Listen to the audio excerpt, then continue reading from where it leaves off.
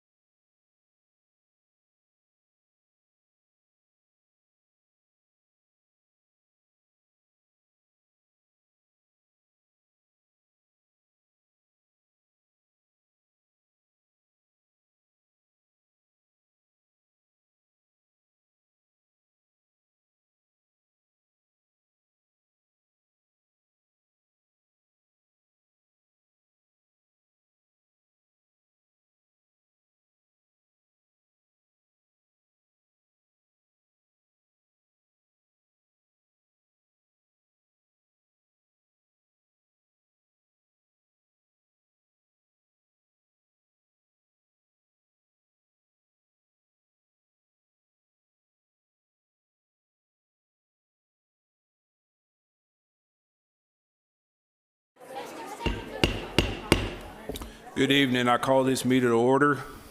At this time, I'm going to ask Board Member Brittingham, will you lead us in the Pledge of Allegiance? Would everybody stand, please?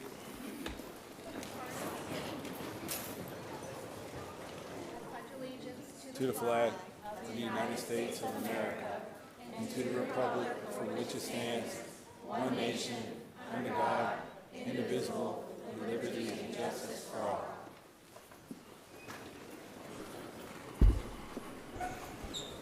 Thank you. Board Member Slinglove, take that back. Let's honor a moment of silence for a minute. If you guys could join us for a moment of silence.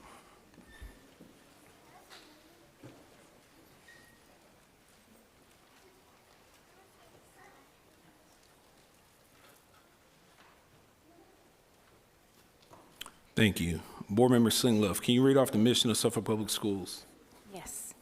The mission of Suffolk Public Schools is to produce 21st century learners that will become productive citizens in society, foster a dynamic, safe, and nurturing learning environment, partner with school communities for the benefit of students and staff, strengthen the school division by employing a highly qualified and diverse staff, effectively and efficiently manage capital and human resources, and effectively communicate to increase community investment. Thank you. This time I'm going to turn the floor over to Dr. Gordon for the Lakeland Cavaliers Singers. Thank you, Chair McGee. We have the Center for Performing and Production Arts at Lakeland Cavaliers Singers, directed by Ms. Tiffany Carr, who's in her 22nd year of teaching music, currently the Director of Choral Activities, musical theater teacher, and guitar teacher at Lakeland High School. She's also spent 4 years as the Fine Arts Department Chair for John Yates, and she also developed a new theater program, arts program at John Yates. She's a 2004 graduate of Sweetbriar College with a Bachelor of Arts in Music Education, certified to teach pre-K 12 vocal, choral, general music in Virginia. She spends her time away from school, when she's really always there, with her husband, 3 sons, and 2 dogs. She is accompanied by Ms. Casey Watkins, the piano teacher for the Center for Performing and Production Arts. Casey is a graduate of Christopher Newport University with degrees in piano performance and music education. Tonight, the Lakeland High School's Troublemakers will be singing Stardust by B.E. Boykin, and then the Lakeland Cavalier Singers will be singing Dies Irae by Michael John Trotta. Hope I got that right.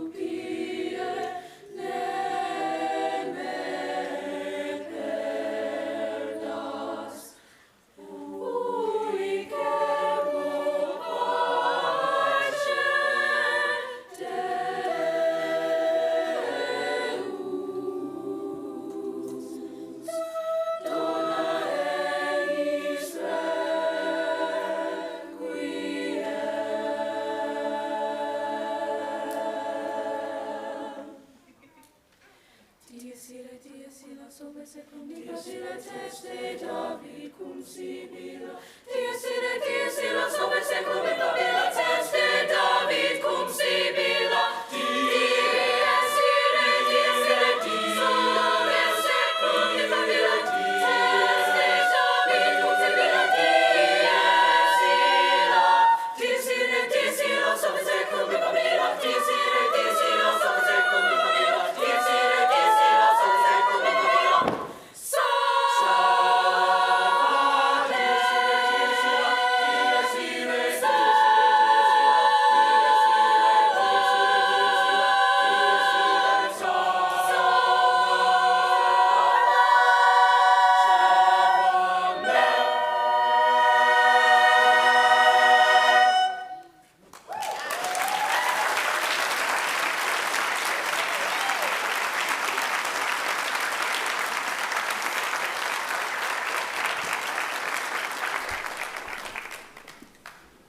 Mrs. Carr, great job. They sound amazing. Wow. How long have they been working on that?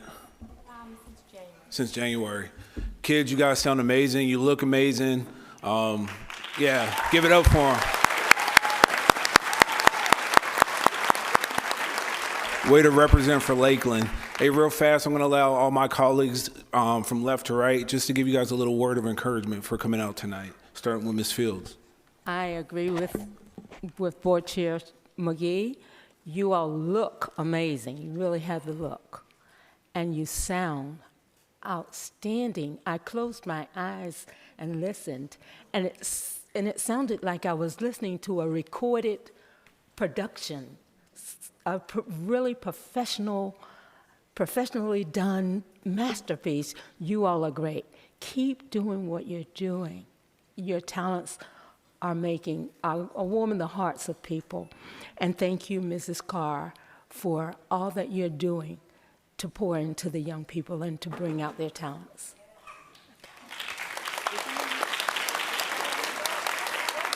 I concur with both of my colleagues, and I mean, really, you were amazing. I recorded it so I could hear it again when on the way home from here. And thank you for the instructors and Dr. Neighbors. Thank you so much for the vision and for you all. I have my card ready to buy a ticket. Wherever you all will be performing, I am ready because it's worth it. And maybe I can get you all, because I've had some come to our church and perform, so maybe that'll be an option as well. So thank you so much. Keep doing what you're doing. Dr. Brittenham. That was absolutely amazing. You guys have so much talent. I am so grateful that you have such an amazing instructor that is helping you develop your skills. You guys are going to go far. That was absolutely stunning. I can only imagine what that would sound like if you were in a performance hall such as Lakeland. I'm sure that it sounds even better there. So congratulations, ladies and gentlemen. You are at the top of your game and doing very well. And thank you, Mrs. Carr, for all you do to invest in these students. Thank you. Ditto, ditto, ditto, ditto, all the way down the line. You guys, I don't know if you realize how much of a class act you are, but you are a class act. You're the way you look, the way you sound, the way you carry yourself. I mean, everything about what you did tonight was top quality. So congratulations to you all. I felt your passion. I felt the emotion. I thought, oh boy, what if I have a tear come out? It was that moving. Just the whole piece was very moving. So thank you for blessing us tonight. Ms. Carr, thank you so much for all that you invest in them, because it's a reflection of you and you can be very proud. Vice Chair Hell. I don't think I have anything that I can say that hasn't already been said. Everything that's been set up here is the pure and perfect truth. So I will just thank your parents for allowing you to be part of this, because it is so meaningful and it's so powerful. And you launched our meeting with this joy and this peace that I hope carries us through the evening. So I just pray that you all are blessed in the way that you have blessed us.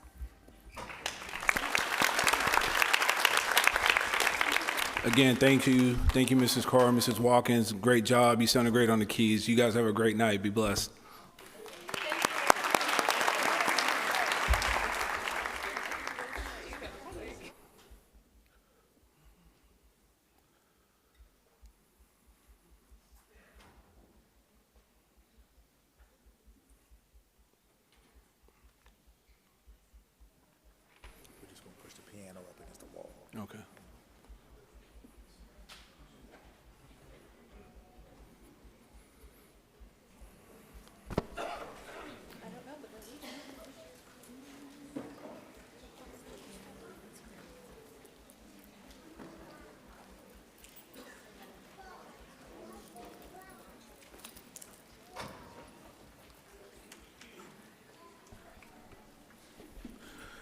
All right, next item on the agenda, we have our honor grads, but before we do that, I want to make a quick announcement while we still have a big crowd here.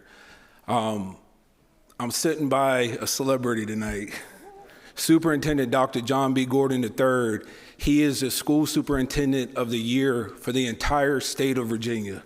So join with me and clap it up for him. Absolutely.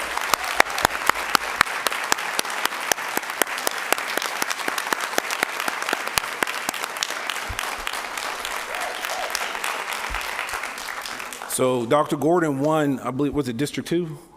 Region 2. He won Region 2, but we just found out he won for the entire state. And I believe we have 132 different school districts throughout the state. So this is something to be proud of, something to brag of, something to, represent Suffolk. Dr. Gordon, thank you for all you're doing. Thank you for winning this award. It means a lot, to be able to just recognize you as a board. We're proud of you. Thank you. All right, at this time, I'm going to turn the floor over to Dr. Gordon for the honor grads from Lakeland High.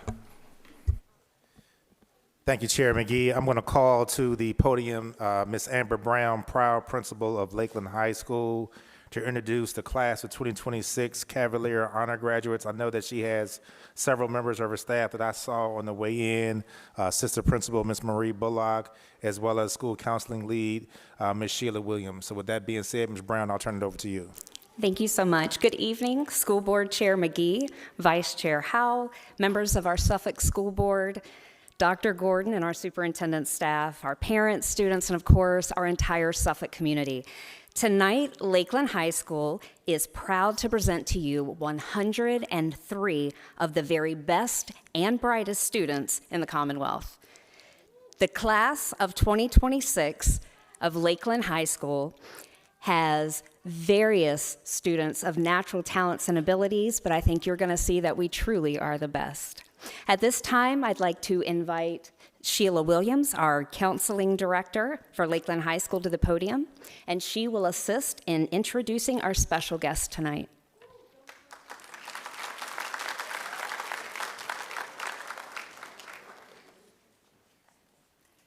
Thank you, Ms. Brown.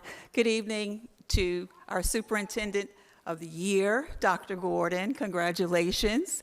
And to our Chair, Mr. McGee, our Vice Chair, Ms. Howell, and to all board members, good evening to everyone. I am here to represent Lakeland High School, the class of 2026. As Ms. Brown stated, we have 103 honor graduates. That's almost half of our class, so we have a lot to be proud of at Lakeland High School.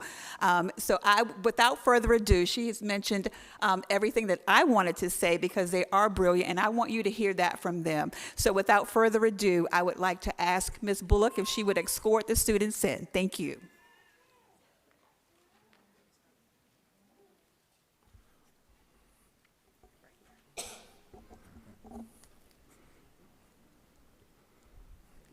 Good evening. My name is Grayson. My parents' names. My parents' name is Melissa and Wyatt Marsiglia. And after school. And after school, I'm going to search for a job. Search for a job. Very good.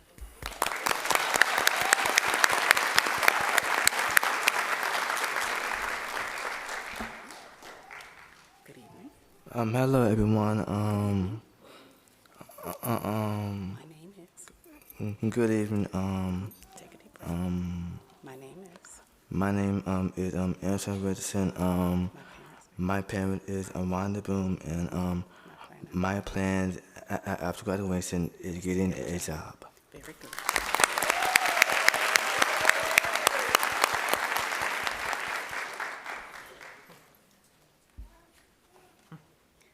Good evening. This is Shakur Martin.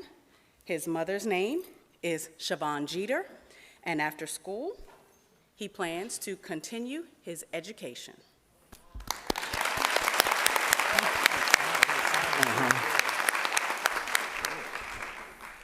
Ms. Bullock, one quick thing. Parents, when your student calls your name, would you please stand so we can recognize and see you as well? Thank you.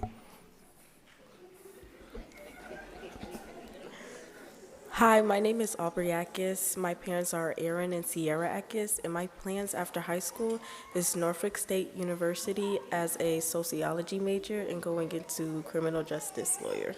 Thank you.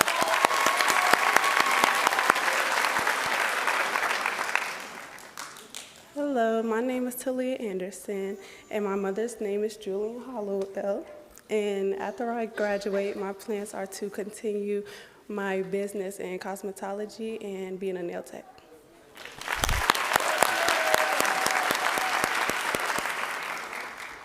Hello, my name is Eden Bangert. My parents are James and Leah Bangert, and I plan on pursuing a career in paramedics.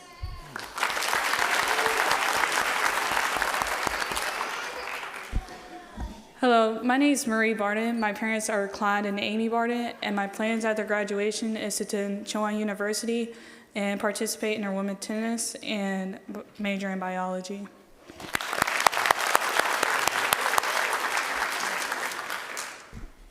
Hello, my name is Ava Bentz, and my parents are Stephanie and Sean Bentz. And after high school, I plan to attend VCU for mechanical engineering.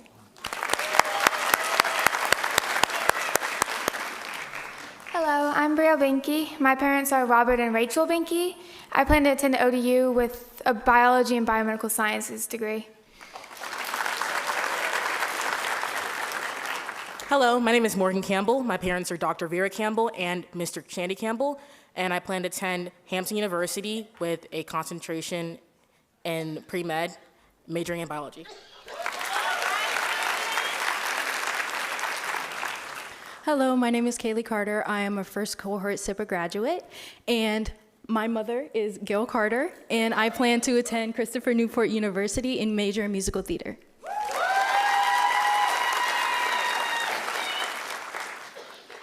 Hello, my name is Aneli Castro Marquez. My mom is Ileana Marquez and my dad is Marvin Castro, and I plan to attend George Mason University to get a bachelor's in chemistry with a specialization in biochemistry.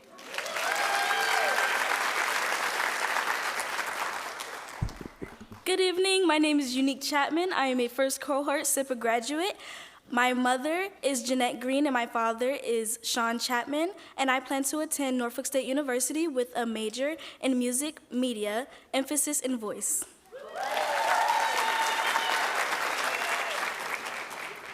Hello, my name is Daniel Chow. My parents are Moses and Holly Chow, and I plan to major in mechanical engineering.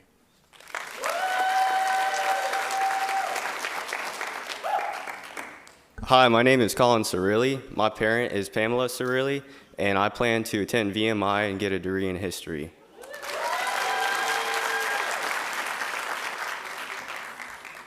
Hello, my name is Caden Croft. My mother is Erin Croft, and I plan to continue my career in electrical.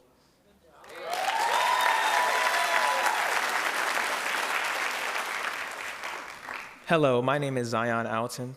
My mother is Chantel Alton. I plan to go to Morgan State University and major in civil engineering.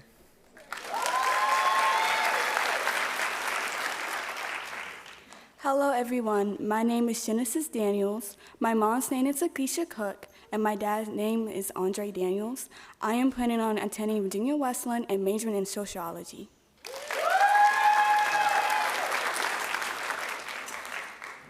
Hello, my name is Brian Davis. I am also a first cohort SIPA student, and my mother's name is Shanita Harris, and my grandmother's name is Eleanor Harris, and I will be attending NSU, majoring in business entrepreneurship with a minor in music production.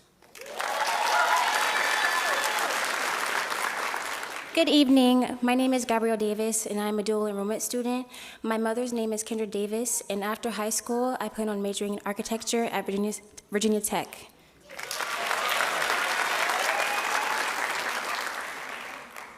Hello, my name is Sean Durham. My parents are Shanita and Eric Durham, and I will plan to attend TCC for a physical assistant.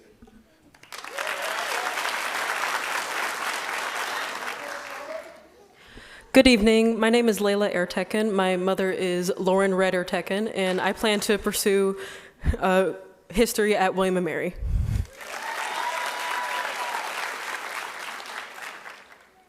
Hello, my name is Campbell Ferguson. My parents are Steve and Holly Ferguson, and I plan on attending the University of Virginia and majoring in chemistry.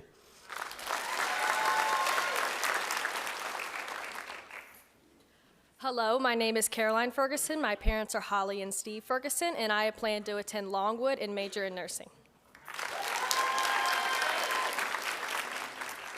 Hello, my name is Deborah Fisher. My parents are Louis Fisher and Tanya Butts Fisher.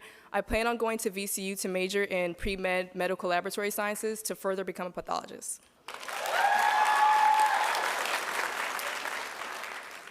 Hi, my name is Soraya Fisher. My parents are also Louis Fisher and Tanya Butts Fisher. I plan on graduating at VCU with a communication arts major to later become a concept artist or an animator. Good evening. My name is Jemiah Franklin. My parents are Siobhan and David Franklin. I plan to attend Elizabeth City State University with a major in computer science and a minor in animation and game art. Good evening. My name is Aaliyah Gums Maxwell. My parents are Angelique and Sean Maxwell, and I plan to attend Clemson University with a major in biology and pre-professional health.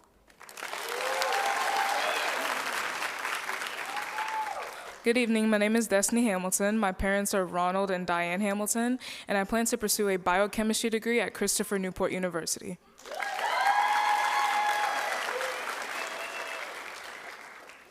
Good evening, my name is Mackenzie Hartley. My parents are Tanya and David Hartley. I'm also a first SIPA cohort student, and I plan to attend Longwood University to major in criminology and psychology.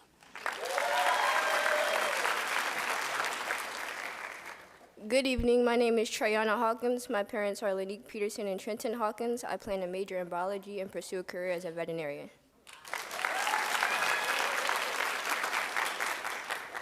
Good evening. My name is Mala Jagasar. My parents are Tracy Pouncey and Earl Jagasar, and I plan to go to VCU and major in biology. Good evening. My name is Marissa Johnson. My parents are Anthony and Nancy Johnson, and I plan to attend VCU to major in nursing with a minor in public health.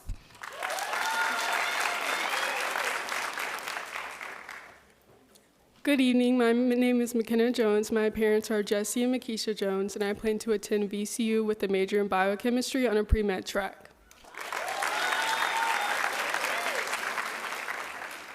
Hi, my name is Lily Joyner, and my parents are Tina and Paul Joyner, and I plan to become a licensed cosmetologist after high school. Good evening. My name is Samara Keys. My parents are Tarisha Scott and Elliot Keys, and after graduation, I plan to attend NSU as a sociology major with a minor in criminal justice.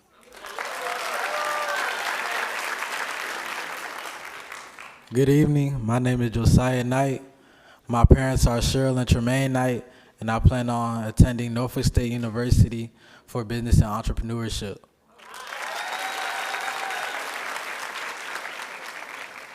Good evening, my name is Grayson Leeds. My parents are Joshua and Casey Leeds. I plan on attending Christopher Newport University with a major in criminology.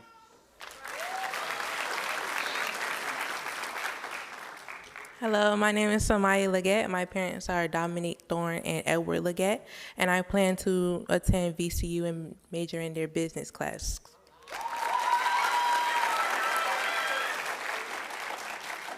Hi, my name is Jalea Little. My parents are Stuart and Jamesy Little, and I plan on attending Old Dominion University, majoring in nursing. Good evening. My name is Nia Lothar. My parents are Ebony and Tyrell Lothar, and my plan is to attend Old Dominion University, where I will major in dental hygiene.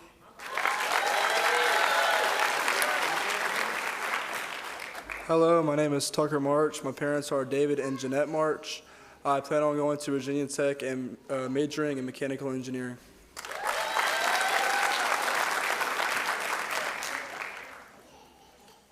Good evening. My name is Mia Melendez. My parents are Mark and Samantha Howell, and I plan to pursue my career in Emporia Emergency Dispatch.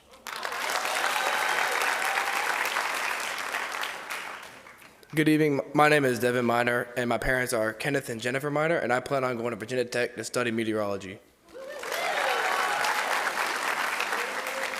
Good evening. My name is Luke Moore. My parents are Gabe and Kem Moore, and I intend on going to VWU and majoring in social work. Good evening. My name is Alexis Morrison. My parents are Joy and James Morrison. I'm going to Clemson University in the fall to major in biomedical engineering with a concentration in sports science to become a sports physician.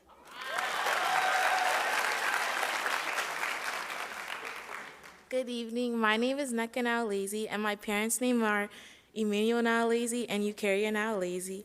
And I plan to go to Christopher Newport to major in neuroscience to become a pediatric neurologist.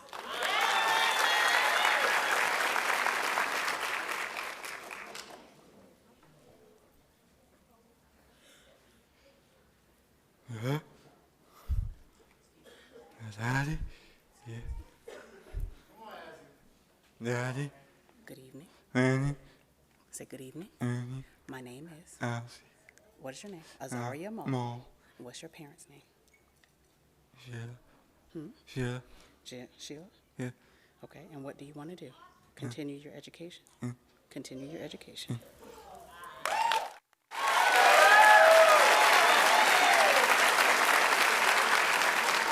Good evening. My name is Sophia Paz, and my parents are Martha and Jose Paz, and I plan to attend ODU to major in nursing.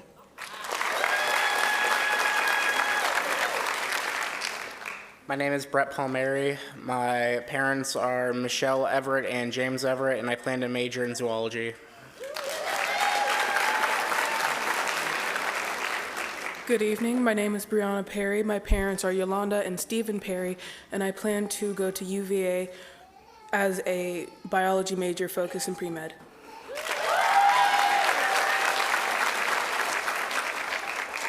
Good evening. My name is Kyrie Perry. My parents are Cedric and Shannon Gray.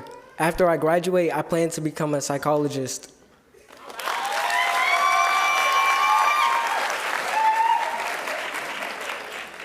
Good evening. My name is Angela Robertson. My parents are Stephen and Carrie Saltzman. After high school, I plan to go to VCU for pre-radiation sciences. Good evening. My name is Janiyah Robinson. My parents are Thomas and Latoya Robinson, and I plan to go to ODU to major in nursing.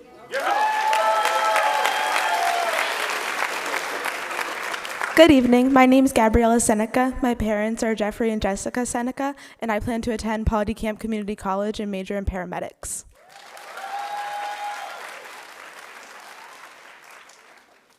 Good evening. My name is Alora Smith. My parent is Cindy Medina, and I plan to go to ODU to major in cybersecurity.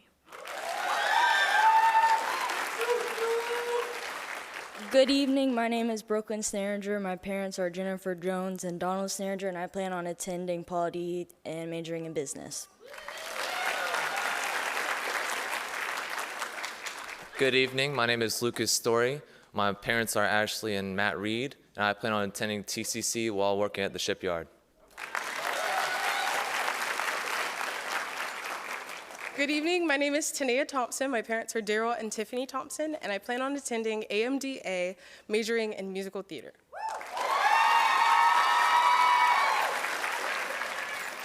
Good evening. My name is Rosemary Thorne. My parents are Megan and Reginald Thorne, and I plan to attend Radford in the fall, majoring in nursing to become an emergency nurse practitioner. Good evening. My name is Jacob Toddy, and my parents are Greg and Aaron Toddy. I wish to attend North Carolina A&T University with the hopes of studying aerospace engineering.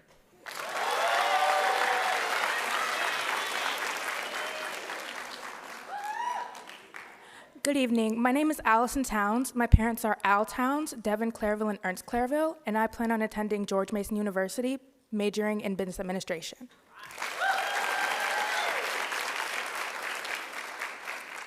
Good evening. My name is Amaria Tynes. My parents are Janelle Lightfoot and Dion Tynes, and I plan to attend Norfolk State University and major in graphic design.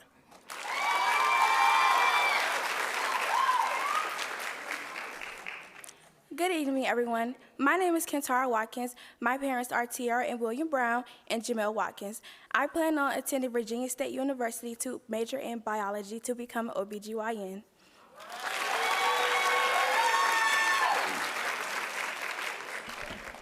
Good evening, everyone. My name is Myjavius Watkins, the son of Chantella Boykins, and after graduation, I plan to attend Norfolk State University, majoring in chemistry on the pre-med track.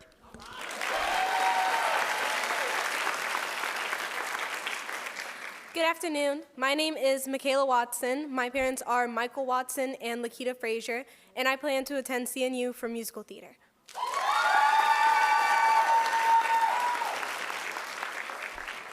Good evening. My name is Ramel White. My parents are Randy and Brittany White, and I plan to attend Old Dominion University where I major in biology.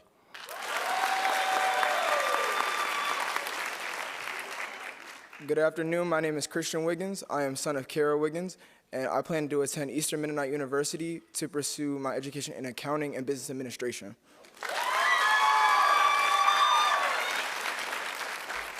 Good afternoon, ladies and gentlemen. My name is Jaden Woodbury. My parents are Nina and Terrence Woodbury. My plans after school is attending Old Dominion University, where I will study kinesiology and sports medicine.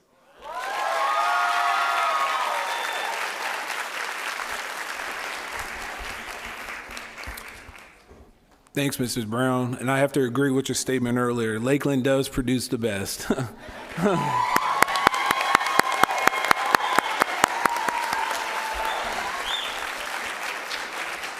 To all the parents, hey, great job. You guys, this is a lot of work from you guys pouring into your kids. To the students, hey, good job. You're setting yourself, apart from the rest of your peers. You guys are the tip of the spear. So much talent here. I can't wait to hear your stories once you guys go to college and, enter the career field. I hope you bring those talents back. Still got a few days left of school, so keep your head keep it on a swivel, stay on the right track.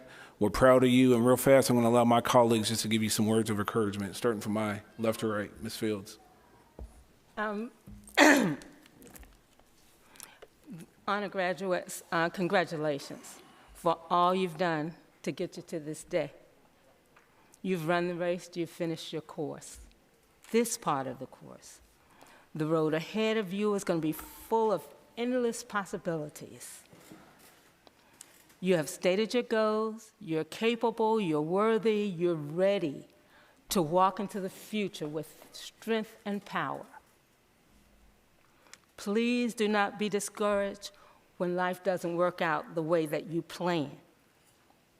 When you're told no, when you don't get the job, when you don't make it, when you're not chosen, that's just life lifing. Those are markers that tell you to redirect. Because whatever in life that's for you is for you. Nobody can take it away from you. Congratulations to your parents, caregivers, relatives, and friends who encouraged you to this graduation point. Continue to listen to them. They love you, and they want the best for you. Keep your eyes on your goals and move towards them with purpose and intention. Guard your time, because once your time is spent, you can't get it back. There's no recovering that. Refine your talents and use them to make Suffolk or your preferred community a better place for everybody. Congratulations.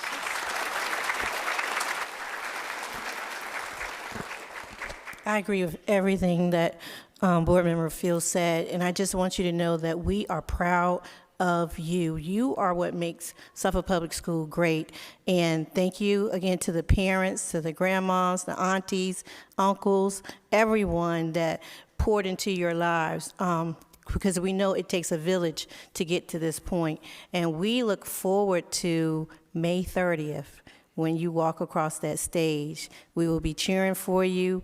And this is just not the end. We're here for you throughout. After you leave Suffolk Public Schools, we're still going to be here for you. So don't be afraid to ask for help for assistance. We have to work with each other to get us where we have to go. Thank you so much.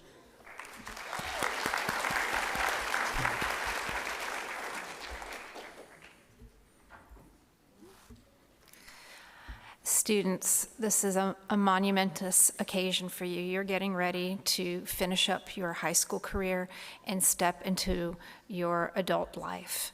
And so cherish the last few minutes that you have being in high school, but keep your nose to the grindstone because you are the top 100 in your class. You have made it with an honor grad distinction. Congratulations to you for all the hard work, all the dual enrollment, all the AP classes, all the IB classes that you were involved in.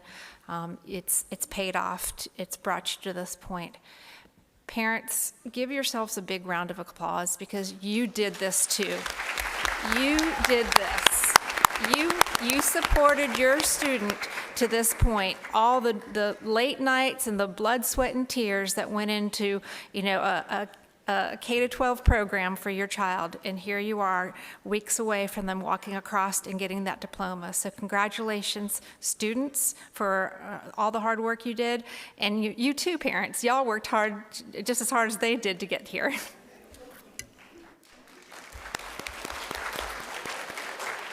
On that note, parents, I wish I could say it gets easier after they graduate. It doesn't. So you're continuing the pursuit. But guys out there, congratulations. I am so excited for you all. You are just on the beginning of entering your future, and it's so wide open for you. Dream. Don't give up on your dreams. If they change, keep pressing. Be intentional with your pursuits and your studies, intentional in your pursuit of relationships and friendships. And I just know you guys are going to do great things. As you came up here tonight, I just kept thinking we are in good hands, because if this is what we're putting out there into the school systems to continue to learn and grow, to come back for our community, we are going to be just okay. So congratulations. Y'all have a fantastic night. Enjoy the celebration that comes over the next several weeks. I'm sure you have a lot of it, but you all deserve it. Good job.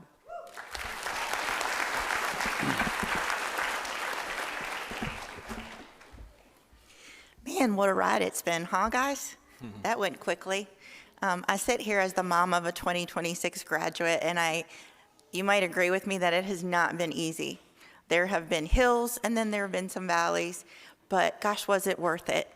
We are so proud of you, students, and moms and dads. We are so thankful for you, all of their village, because none of this was done in isolation. The staff and faculty of Lakeland High School deserve applause. The kiddos, of course, and the families. It has been woven together to create this beautiful picture sitting before us. And I'm so thankful to have heard such a variety of paths that these kids are pursuing, whether it's medical or education, cosmetology, the workforce. Just about everything was accounted for out there. And I'm so thankful for each of you. And with that, I just wish you all well in your next step, but keep this one close to your heart.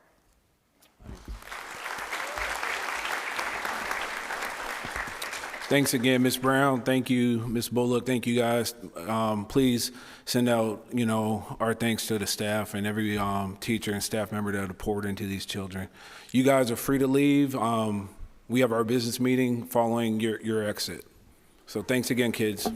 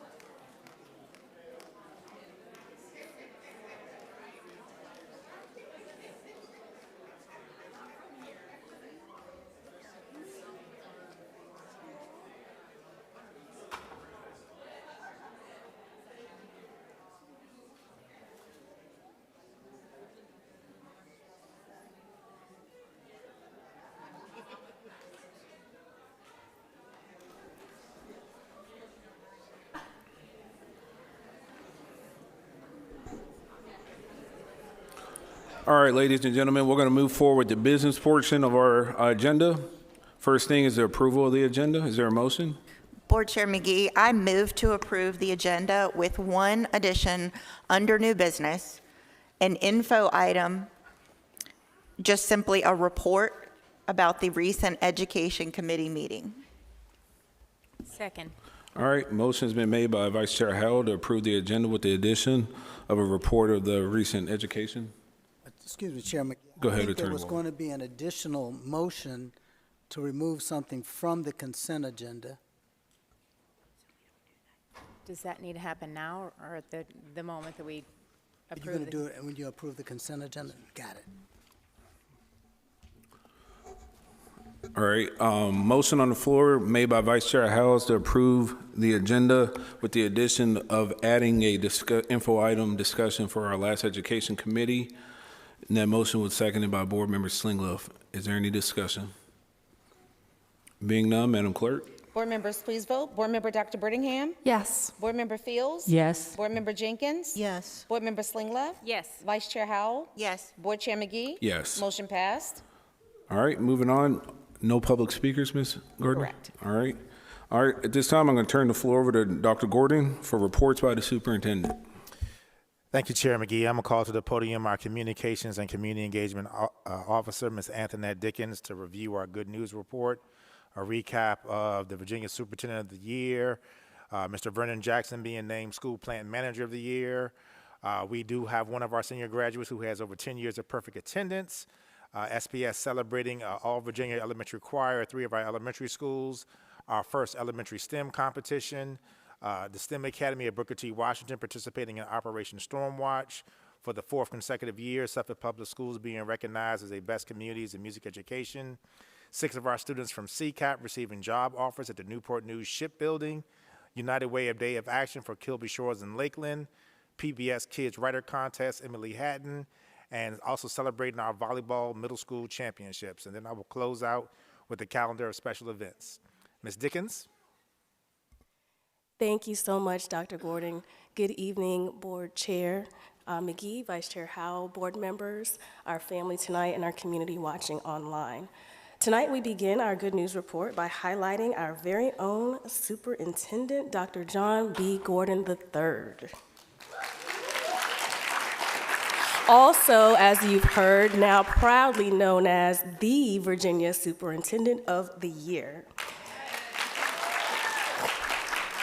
This prestigious recognition reflects Dr. Gordon's commitment to educational excellence, innovation, and student success, not only here in Suffolk, but across the entire Commonwealth of Virginia. Under his leadership, our school division has continued to build strong relationships with families, businesses, higher education partners, and the broader community, all while keeping students at the center of every decision.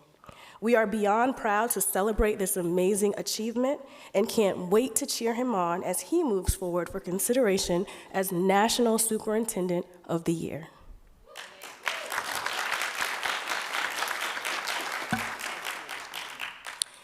Congratulations are also in order for Mr. Vernon Jackson, Coordinator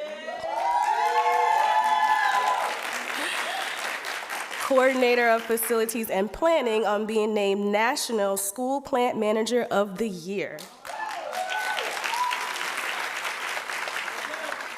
His hard work behind the scenes helps ensure our schools run smoothly and ensures our learning spaces are ready for success. Thank you, Mr. Jackson, for all you do to support students and staff. Suffolk Public Schools is proud of you, and we're proud to celebrate this outstanding achievement. Will you please come to the podium to be recognized?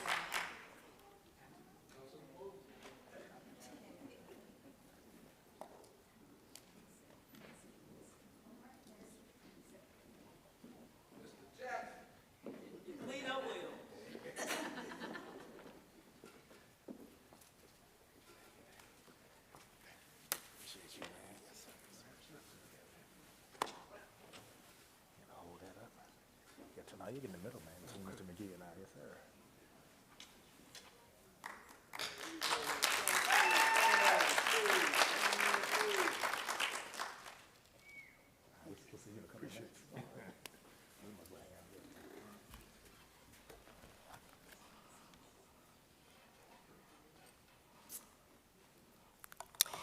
Kings Fork High School graduating senior Michael Allen is the only graduate in the class of 2026 who has maintained over 10 years perfect attendance in Suffolk Public Schools. So this means he's had perfect attendance for his entire academic journey.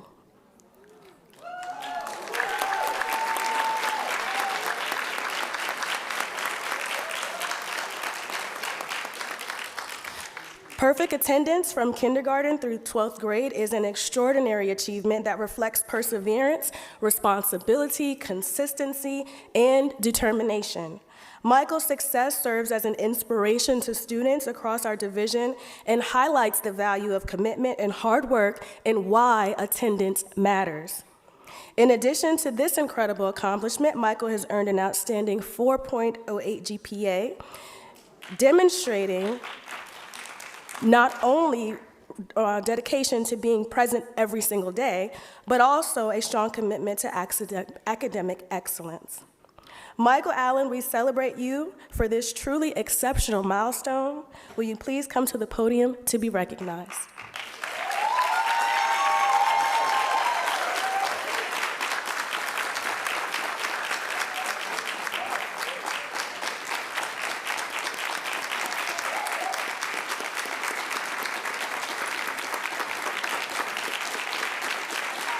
Congratulations, man.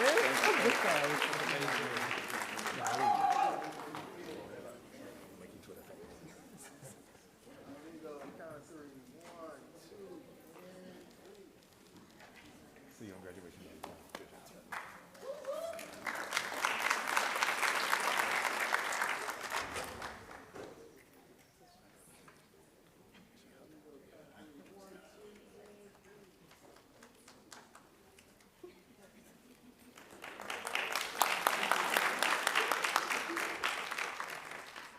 For the first time in division history, 3 Suffolk elementary schools, Creekside Elementary, McBain Junior Elementary, and Florence Bowser Elementary, submitted students to the All Virginia Elementary Choir through the Virginia Music Education Association.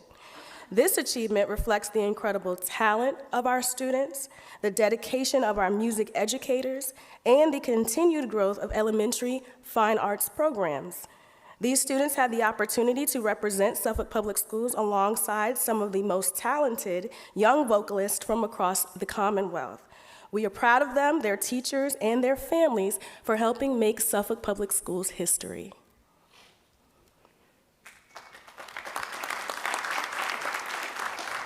Students in grades 3 through 5 from 9 of our elementary schools came together to design and build and program robots using Lego Spike Essential kits as part of the SPS Future Builders Cup competition, our first ever elementary STEM competition. Throughout the event, students showcased teamwork, critical thinking, and coding skills. We are proud of all of our elementary student teams for their hard work and sportsmanship throughout the competition. And a special congratulations to the Booker T. Washington Elementary School Build-A-Bears for earning first place in the competition. At this time, when I call your name, please come to the podium to be recognized for your outstanding achievement.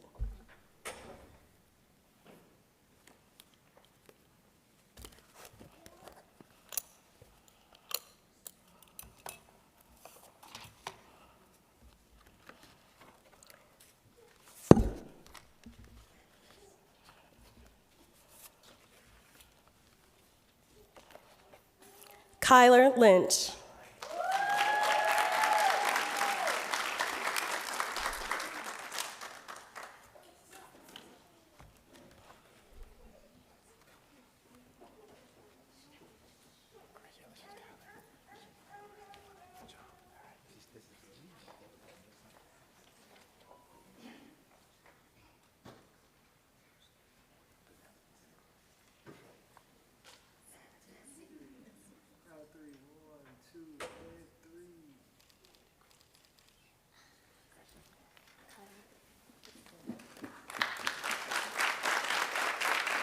Naomi Brown.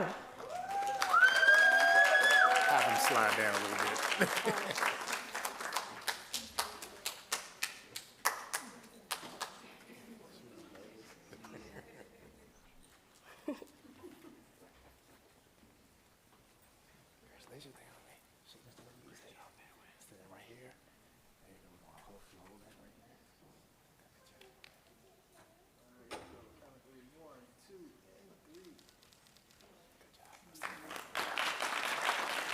Jamari Deck.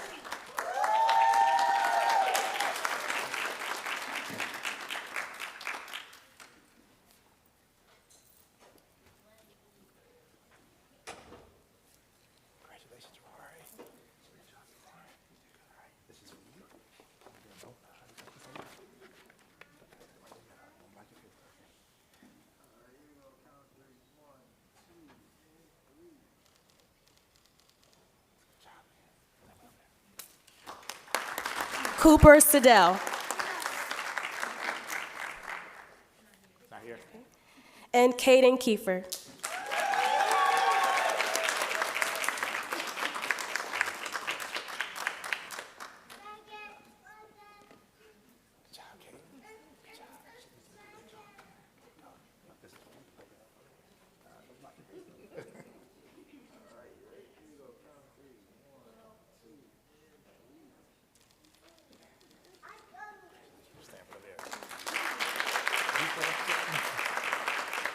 Will the team sponsor also please come to the front?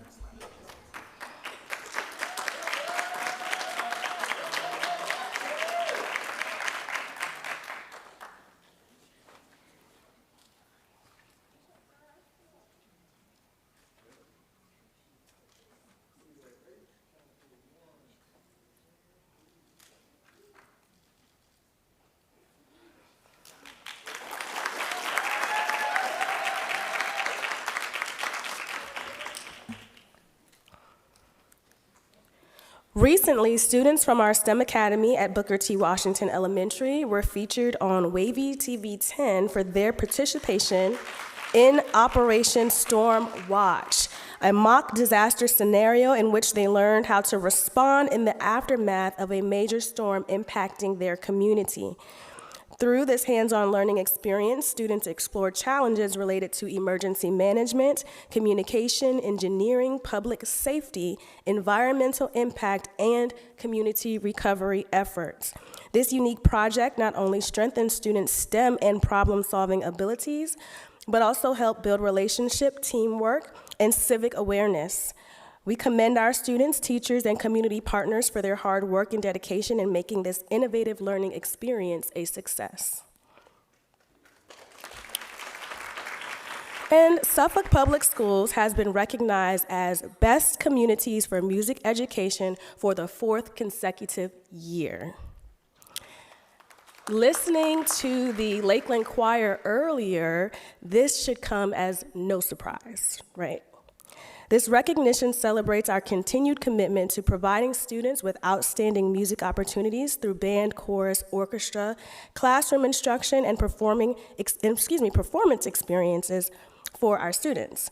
Through the dedication of our talented music educators and the support of families and school communities, students across the division are able to explore their artistic passions and experience the power of music both inside and outside of the classroom.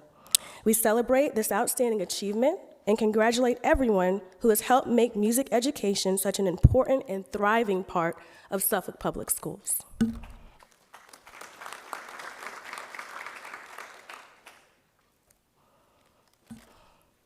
Six students from the College and Career Academy at Pruden have received job offers from the Newport News Shipbuilding. These exciting career opportunities were made possible through students' participation in the WAVES mentoring program this school year, which connected our construction and auto trade students with hands-on experiences. Through this program, students gained exposure to skilled trades and workforce opportunities. This highlights the strength of our career and technical education programs and the importance of partnerships that prepare students for careers right here in our region. We are incredibly proud of these students for their hard work and professionalism, and thank our industry partners for investing in our students. As part of the United Way Day of Action, community volunteers came together to make an impact through beautification and improvement projects at 2 of our schools. We thank Virginia Natural Gas for tackling landscaping upgrades at Lakeland High School, and we also extend our appreciation to Town Bank for dedicating their time and efforts to refreshing the grounds at Kilby Shores Elementary School. A huge thank you goes to our incredible community partners for their hard work and continued investment in our schools and communities. Emily Hatton, a proud member of the Hill Point Elementary School news crew, has been named one of the winners of WHRO's PBS Kids Writers Contest. Her imaginative and creative story titled The Tooth Fairy Who Never Took My Tooth earned second place for her grade level. Through this contest, students are encouraged to use their imagination and express themselves through original storytelling, and Emily certainly rose to the occasion with her award-winning entry. We are incredibly proud of Emily for representing her school and Suffolk Public Schools with excellence. Will you please come to the podium to be recognized?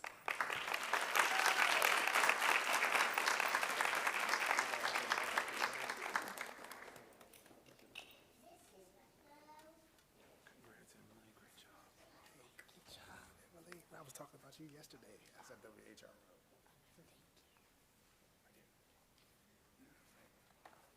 Hold that right there. There you go. And then we'll smile a minute. All right, here we go. Count of three. 1,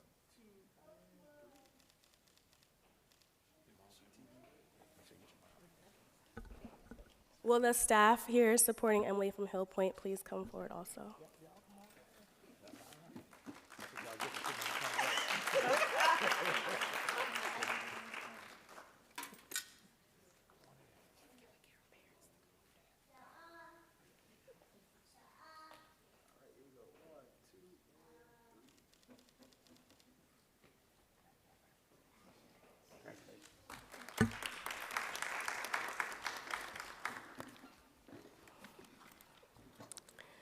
Before I move on from this slide, I also want to mention our Project Lead the Way success.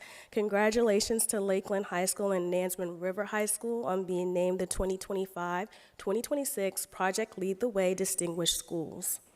This national recognition highlights the outstanding work happening to provide students with innovative career-connected learning opportunities that prepare them for success beyond graduation. Through Lakeland's Biomedical Sciences program and Nansemond River's engineering program, students are building the critical thinking and problem-solving skills needed for the future workforce. We're proud of our students, teachers, staff, and school leaders for this outstanding achievement.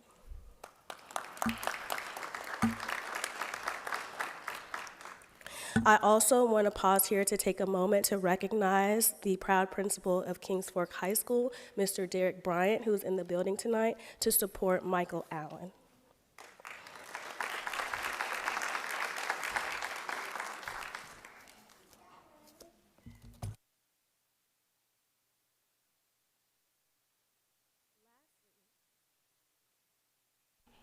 Lastly, the Forest Glen Middle School boys volleyball team and the Kings Fork Middle School girls volleyball team have been crowned the citywide middle school volleyball champions. Throughout the season, these student athletes demonstrated exceptional determination, sportsmanship, and perseverance. Their hard work helped them to an outstanding performance against competition from across the city. We also recognize and thank the coaches, families, and school communities whose support and encouragement helped make this a successful season. We proudly congratulate both championship teams in this well-deserved accomplishment. Thank you.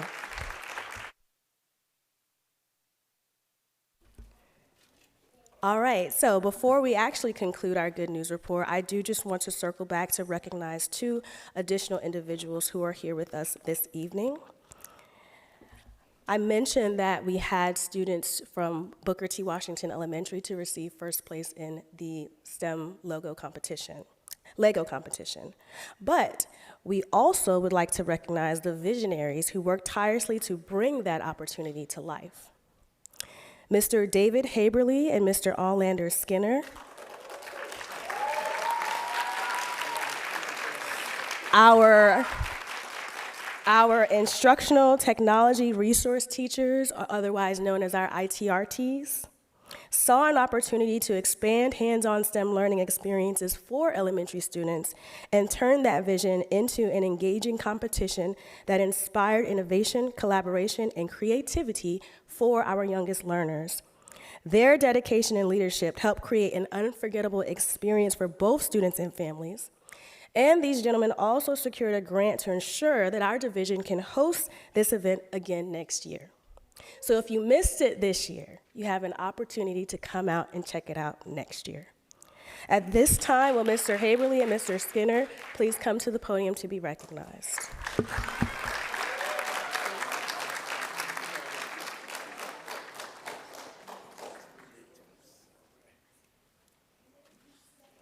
Congratulations, man. Yes, sir.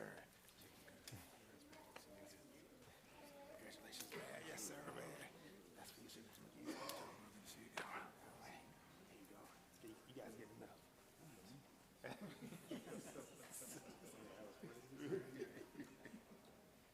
All right, here we go. On the count of 3. 1, 2, and 3.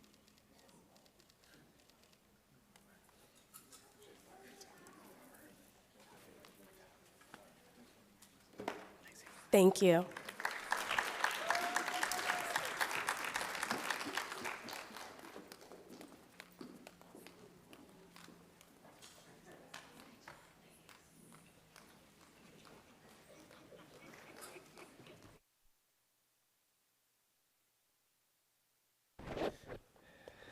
Thank you, Ms. Dickens, and congratulations to all of our individuals, staff, and students that were being recognized tonight. Before I talk about the calendar of special events, as I have to unlock my computer because Mr. McGee and I were down there for a while, I do just want to say thank you to all of the congratulatory emails, texts, messages that I have received and the school division has received since I was named the Virginia Superintendent of the Year. I want to give a special thank you to our communications and community engagement team under the leadership of Ms. Antoinette Dickens. They put together such a great portfolio. And that's actually part of the competition. Like, I answered all of the questions, and then we had to add a lot of things to make it look nice. And one of the things I spoke about when I was on stage after Vass had presented me with the award is how it's so nice to be recognized by your peers for their outstanding work. And as I came back, I want to definitely thank the school board for their support. You know, one of the things that Mr. McGee had shared with me is, you know, we had brought this to Suffolk. And as Ms. Dickens was doing her research and asked me to do some research with Vass, I'm honored to be the first ever Virginia State Superintendent of the Year for Suffolk Public Schools. And so that really shows about the work that's happening here in this school division. So now, Ms. Dickens, we have 4 months to get the nationals application taken care of, and we'll definitely represent Suffolk Public Schools to the best of our ability at the AASA convention next spring. For calendar of special events, Mr. McGee and the rest of the board, May, as we know, is our Physical Fitness and Sports Month, Asian Pacific American Heritage Month, Jewish American Heritage, Mental Health Awareness Month, which is part of the reason why we're all wearing green today, also to celebrate our military with Military Appreciation Month. Our Teacher Work Day is coming up next Friday, no school for students. They're cheering for that, I love that. That is also followed by our Memorial Day holiday on Monday, May 25th. The school division will be closed. Our SPS graduations are coming up. As you met our honor grads tonight from Lakeland High School, 9 a.m. Kings Fork, 12:30 p.m. Nansemond River High School, 4 p.m. Lakeland on May 30th. As we look forward to June, June is Pride Month. Our last official day of school, our early release for students, is June 5th. You heard Ms. Dickens talk about how attendance matters, so everyone also come to school on June 5th. Our first school board meeting will be June 11th. Our division will be closed on June 19th for the Juneteenth holiday. The first day of summer is immediately after that, and our second school board meeting will be June 25th. That concludes the calendar of special events, Chair McGee. Thank you, Dr. Gordon, and congrats again. All right, moving on. What do we have next? Approval of the consent agenda. Is there a Chair McGee. motion? Go Yes, ahead. I move that we approve the consent agenda with the removal from the personnel report, the removal of the reassignment of an assistant principal to a classroom teacher position so that it can be discussed and considered during a closed meeting of the school board. Second. All right, motion was made by Board Member Slingleff to approve the consent agenda with the removal of the reassignment of assistant principal to a classroom teacher position so that it can be discussed during a closed meeting. And it was duly seconded by Dr. Brittenham and Board Member Fields. Any discussion? Being none, Madam Clerk. Board members, please vote. Board member Dr. Brittingham? Yes. Board member Fields? Yes. Board member Jenkins? Yes. Board member Slinglove? Yes. Vice Chair Howell? Yes. Board Chair McGee? Yes. Motion passed. All right, at this time, I'm going to turn the floor back over to Dr. Gordon. Thank you, Chair McGee. At this point in time, I'd like to call to the podium our new Director of Facilities and Planning. You've already met him once tonight, Mr. Vernon Jackson. Mr. Jackson.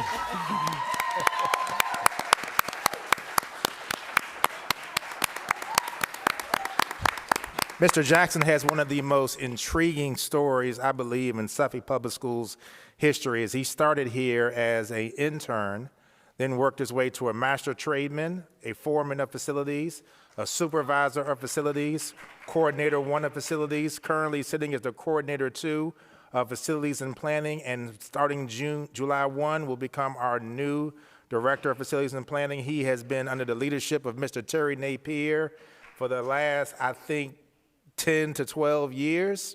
And as you all know, he's the Virginia Plant Manager of the Year. Mr. Jackson, I want to turn the floor over to you to give you a chance to introduce yourself to the board, as well as introduce any family members that you may have in the audience. Thank you, Dr. Gordon. Yeah, press the button. Okay. There you go. First lesson learned. Thank you, Dr. Gordon, and Chairman McGee, and members of the board. Good evening. I was sitting back there and just joined the program. I'm a musician, and I can't help but say how I enjoyed the choir. I was telling Tex and Tisha, I said, we got to get them in the church. They sounded so good.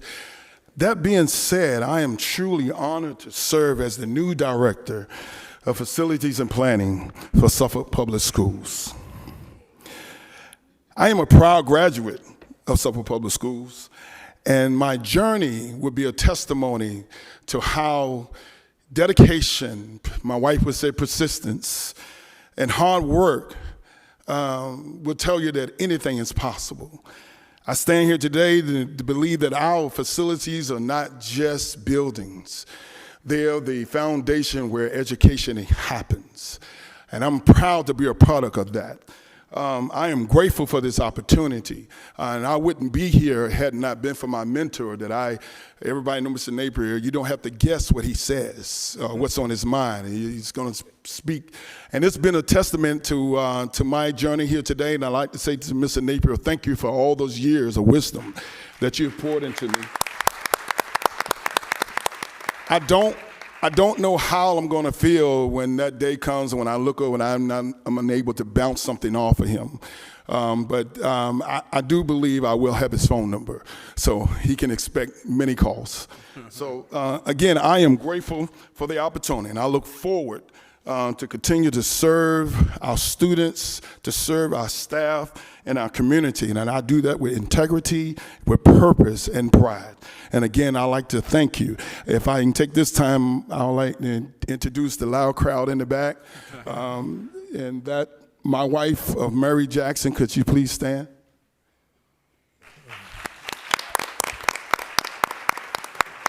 I have siblings here, and I'm going to ask them. I'm not going to name everybody, but if the rest of my family would still stand, my siblings, I have a brother and a sister here that are supporting me, my oldest brother, my sister.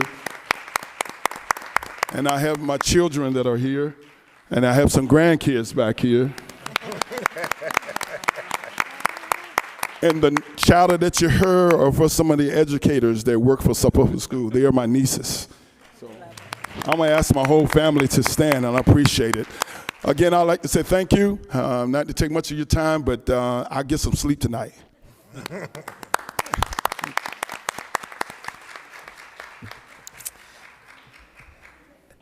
Next, we have our new coordinator of special education, Ms. Jamaica Davis. She has a Bachelor of Arts degree from Norfolk State University in political science, a Master of Science degree from ODU in educational leadership. Coming to us from Newport News Public Schools, where she served as an assistant principal at Greenwood Elementary School. Ms. Davis, if you wouldn't mind coming to the podium and introducing yourself, and if you have any family members in the audience.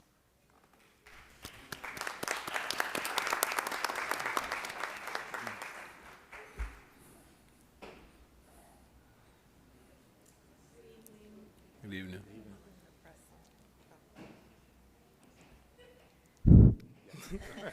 Good evening, everyone. I would just like to say thank you for giving me that opportunity, and I am truly looking forward to serve, I was going to say Greenwood Elementary. I'm truly honored and looking forward to serving Suffolk Public Schools. Thank you. Thank you.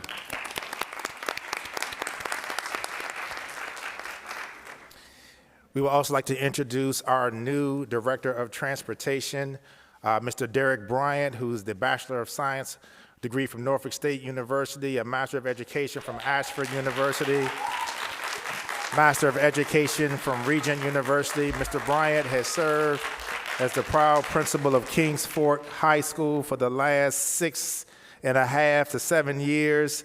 He actually served at Kings Fork High School for a total of 10 years because he was an assistant principal there for 4 years, also a former teacher at Nansemond River High School. Mr. Bryant, even though the board knows who you are, I'd like you to come to the podium to introduce yourself, any family members that you may have in the office here in the audience.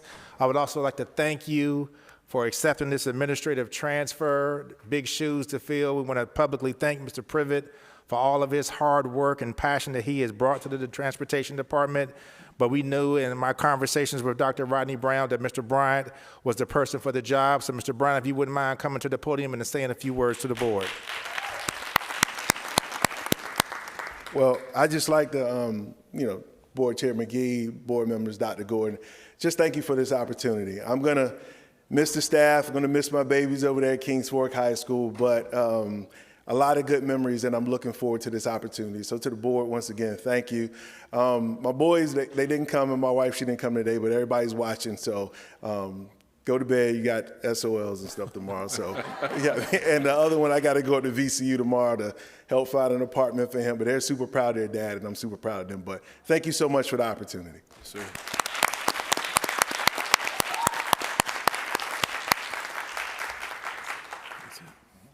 Congrats to all the new hires. We really appreciate you guys and looking forward to the great things you guys will bring to Suffolk Public Schools. All right, moving on to unfinished business. Item 1, discussion regarding the use of Chromebooks. Dr. Gordon. All right, thank you, Chair McGee. This is a continuation of a conversation that we had in a prior meeting. Is we're going to provide an overview of SPS K-3 Chromebook usage presentation. I'm going to call to the podium our Chief Academic Officer, Dr. Akima Branch, our Chief of Schools, Dr. Stonette Bird. They will be assisted by our Elementary Leadership Director, Dr. Catherine P. Shawn, and from the technology side, our Tech Specialist, Will Hallwig. They will provide an overview on background requirements and research, Chromebook usage, including the Virginia Department of Education guidelines and standards that includes instructional scheduling and instructional support programs. Dr. Branch, I believe we will start with you. Good evening, Board Chair McGee, Vice Chair Howell, school board members, Dr. Gordon, and guest. We are excited to model and share with you on tonight, as a team, the Suffolk Public Schools K-3 Chromebook usage update. This presentation, as Dr. Gordon mentioned, was from a previous discussion during the March 26th school board meeting, where board member Slinglove asked about this based on some rumblings and some research that she had received, and with just some concern or questions about what we do in Suffolk Public Schools. As you can see from tonight's honor graduates, as well as all the other accolades that have been presented, it is an all-hands-on-deck approach to instructing our students and to ensuring a high-quality education.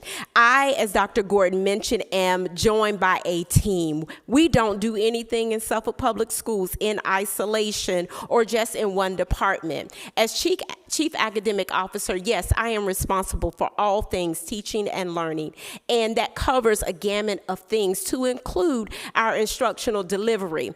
Dr. Bird is responsible for the leadership and innovation within our buildings, with our building leaders. leaders. Dr. Pishon is the Director of Elementary Leadership, working directly with our building principals, coaching, mentoring, ensuring that their day-to-day operations are high quality. And then we have our technology department. And if you have not noticed lately, we've needed them more than we have ever needed them before with the breaches and things that are happening nationally, globally. And so we've all come together to put this presentation together for you. We'll cover some background requirements that drive our work. We don't just do Chromebooks because Chromebooks are the thing that happened during the height of the pandemic. We are required for digital citizenry, and we're going to talk about that. And Dr. Bird will provide some research. We'll break it down to what our instructional schedule looks like, how our Chromebooks are used in our buildings, and then Will's going to bring it up as our technology specialist to break down how much time is really spent on Chromebooks in our classes. So I'm excited about this presentation. I've been anticipating it since March, Ms. Slingluff, just to share information and ensure that we all understand our usage and we can inform not only our school board community, but our parents and community, which our parents are much more aware of Chromebook usage, and you'll learn why in just a few minutes. Our focus is high quality tier 1 instruction that grounds everything that we do. We want the best of instruction that is presented to all students. That's tier 1. It usually reaches about 80 to 85% of students, as research suggests. Dr. Gordon in the March 26 meeting mentioned 5 areas where our Chromebook technology integration may be used. One is differentiated instruction, and that's where we tailor our content to instruct certain groups of students. It might be students that need work on a certain strand. And so teachers can use whatever the system is to monitor and use that to allow them to work in that area to build a skill set. So we differentiate the instruction. That's one example. He also talked about enrichment. And enrichment is when students have mastered a concept, they can be assigned to do extra and more in order to enrich their understanding and provide more rigor and instruction for them. We do it for remediation. Sometimes we have to reteach some things and strengthen a concept. We have tools and systems that are targeted, whether they're in literacy or whether they're in mathematics, whether it's in science, that actually target certain strands that can be assigned to students. He also talked about small group instruction.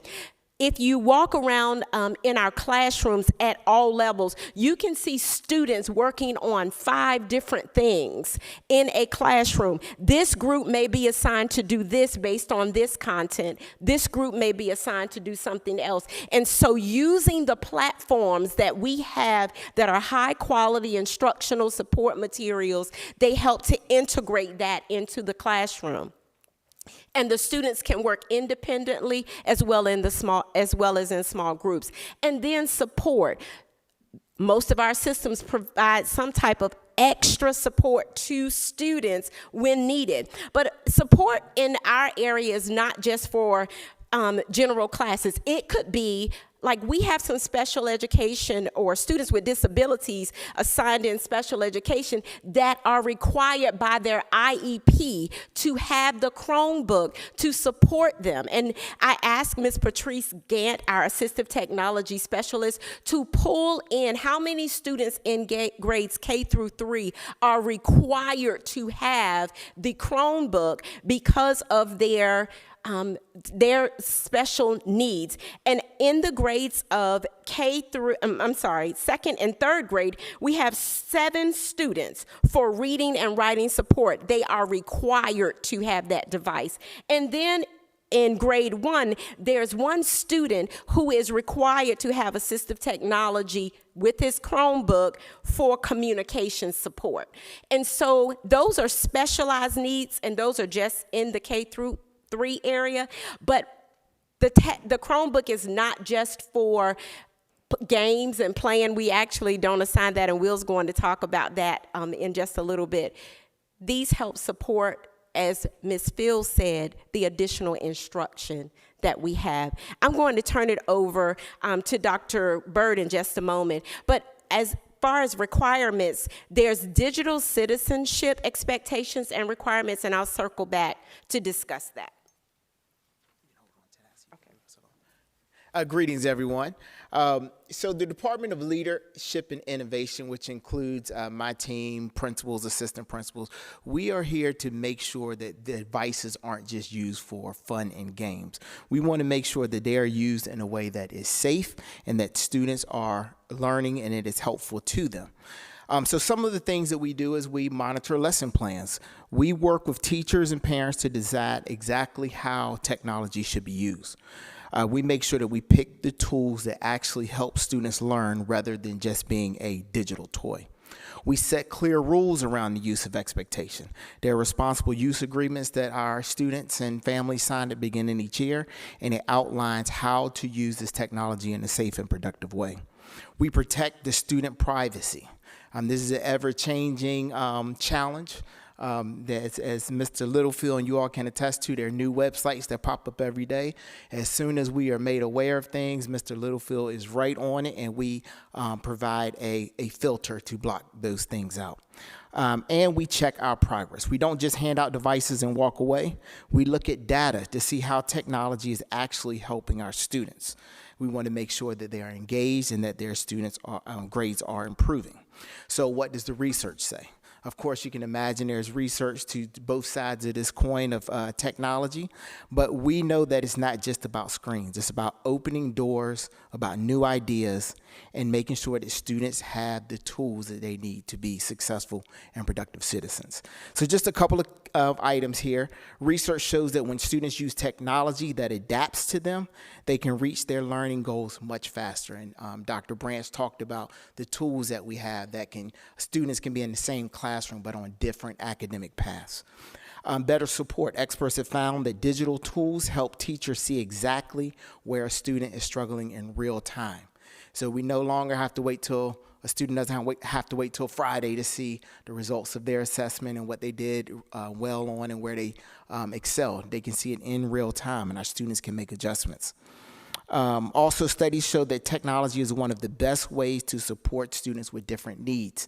And Dr. Brandt spoke of our students who have disabilities that may require use of technology. So in closing, research shows that technology helps students learn faster and ensures they have the computer skills that they need to get great jobs when they grow up. Thank you. All right, and as Dr. Bird just said, research does support the use of technology for multiple reasons. But we also have requirements in the state of Virginia. Under the profile of a Virginia graduate, the Board of Education was assigned by the General Assembly in 2016 to create the profile of a Virginia graduate. I won't read the slide to you, but all of these are part of what we have to do to ensure our students are graduating college and career and life ready. Out of that comes the 5 C's. And when you're looking at the 5 C's, and I'll go to the next slide, as it relates to digital learning integration, which is a requirement that we have, you'll see that our 5 C's includes critical thinking, creative thinking, collaboration, communication, and citizenship. There is a correlation in the digital learning integration standards that are the Virginia Standards of Learning that are a part that align with those 5 C's. For example, in critical thinking, part of digital learning is computational thinking. And so students being able to think on their own and break it down with concepts and other ways that they really learn to understand a topic. This graphic shows you that our digital citizenry requirements actually begin in kindergarten. Students are supposed to be introduced to technology and use it, as Dr. Bird stated, with guidance and parameters. which allow them to build skills. K through 2 actually is the introduction, and there's a lot of creativity, there's a lot of opportunity for them to be individual as well as collective. That's part of the teaching, but it also prepares them for assessments, which begin in 3rd grade, and assessments are digital. They are not paper and pencil. We are not using the encyclopedia. There is not a paper and pencil test unless an IEP determines that or drives that. Our TestNav is a digital platform, and so we're preparing students not only for their instruction and education, but also to be effective, to have effective performance on their standards of learning assessments. I won't read this to you, but digital learning integration has multiple positive outcomes for our students, and we integrate this daily and intentionally in our technology usage. I'm going to turn it over now to Dr. Catherine Pichon.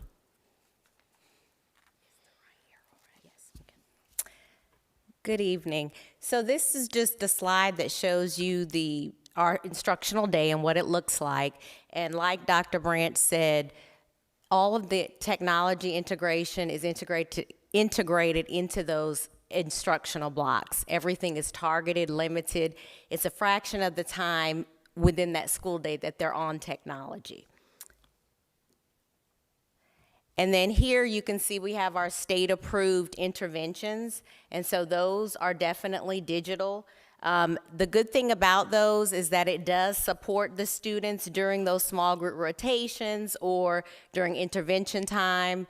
Those are some of the required components. As far as Lexia, the recommended time is 12 units a week, and it's only about 5 minutes per unit. And then for Dreambox, it's recommended to have 3 to 5 lessons a week, and those are only approximately 5 minutes a lesson. Then we have our assessment platforms, and as you can see, most of our assessments are digital, like Dr. Branch shared.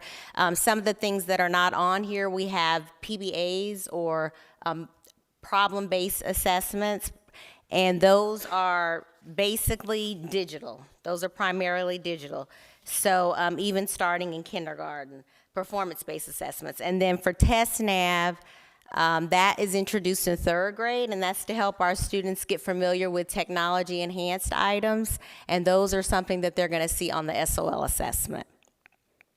And then, of course, our technology department does a great job of keeping our teachers trained on how to keep students safe during technology use, and we do that through the GoGuardian platform. All teachers are trained so that they can actively monitor students while they're using technology. And then I'm going to turn it over to Will. Thank you, Dr. Pichon. My name is William Hallwig. I'm an IT systems specialist here at Suffolk Public Schools. I was asked to pull the data for the amount of time that a Suffolk Public Schools elementary school student spends on their device per day. I have that data on the next slide, but before we get to that, I wanted to walk you through what the data collection process looked like to arrive at those numbers. So if you look at this slide up here on the screen, you will see the data that was collected for one elementary school in the district for the month of March. So we're looking at March 1st through March 31st of this school year. The data is broken down by grade level. So in that first column, you can see K through 5. The second column shows the total number of hours recorded in GoGuardian from March 1st to March 31st. As Dr. Pichon said, GoGuardian is a classroom management tool that we use here in our district, and it is also the content filtering solution that we use for our Chrome devices. One of the reports that's available to us through GoGuardian is the total amount of hours that are used on the Chrome devices. So that second column right there shows you what that looked like for this particular elementary school for the month of March for each grade level.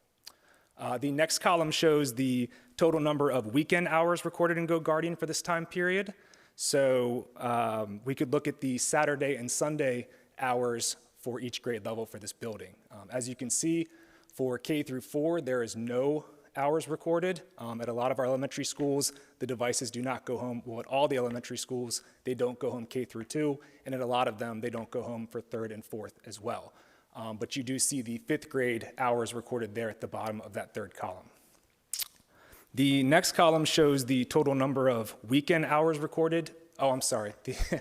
The next column after that shows the total number of instructional days for March. So from March 1st to March 31st, there was 21 instructional days. And the column after that shows the number of students in eSchool documented on March 31st, 2026 for each grade level. So to come up with that number that you see on the far right-hand side of the table, we took the total number of hours recorded in GoGuardian, divided that by the total number of students in eSchool, and then divided that by the total number of instructional days. And so that's how we ended up with that total average hours per student per day for the month of March. So you can see it broken down for K through 5 there on the far right-hand column. And then we did the same for weekend hours as well, which you can see on the column just to the left of it. So that same process was carried out for the rest of the elementary schools in the district, and then we averaged all that together to come up with the total average hours per student per day for each grade level in the district. So that's what you're looking at with these 2 columns right here. This was done from 2 different date ranges. There was the March 1st through March 31st date range that I just mentioned before, as well as a date range in the fall. So the date range in the fall went from October 27th to November 21st. And I would have liked to have pulled that for the whole month of October, but with GoGuardian historical usage data, you can only pull it going back 6 months. So at the time I was asked to pull this report, I was no longer able to pull it from the beginning of October. So that's why you see for that fall date range, it's pulling from both October and November. Thank you.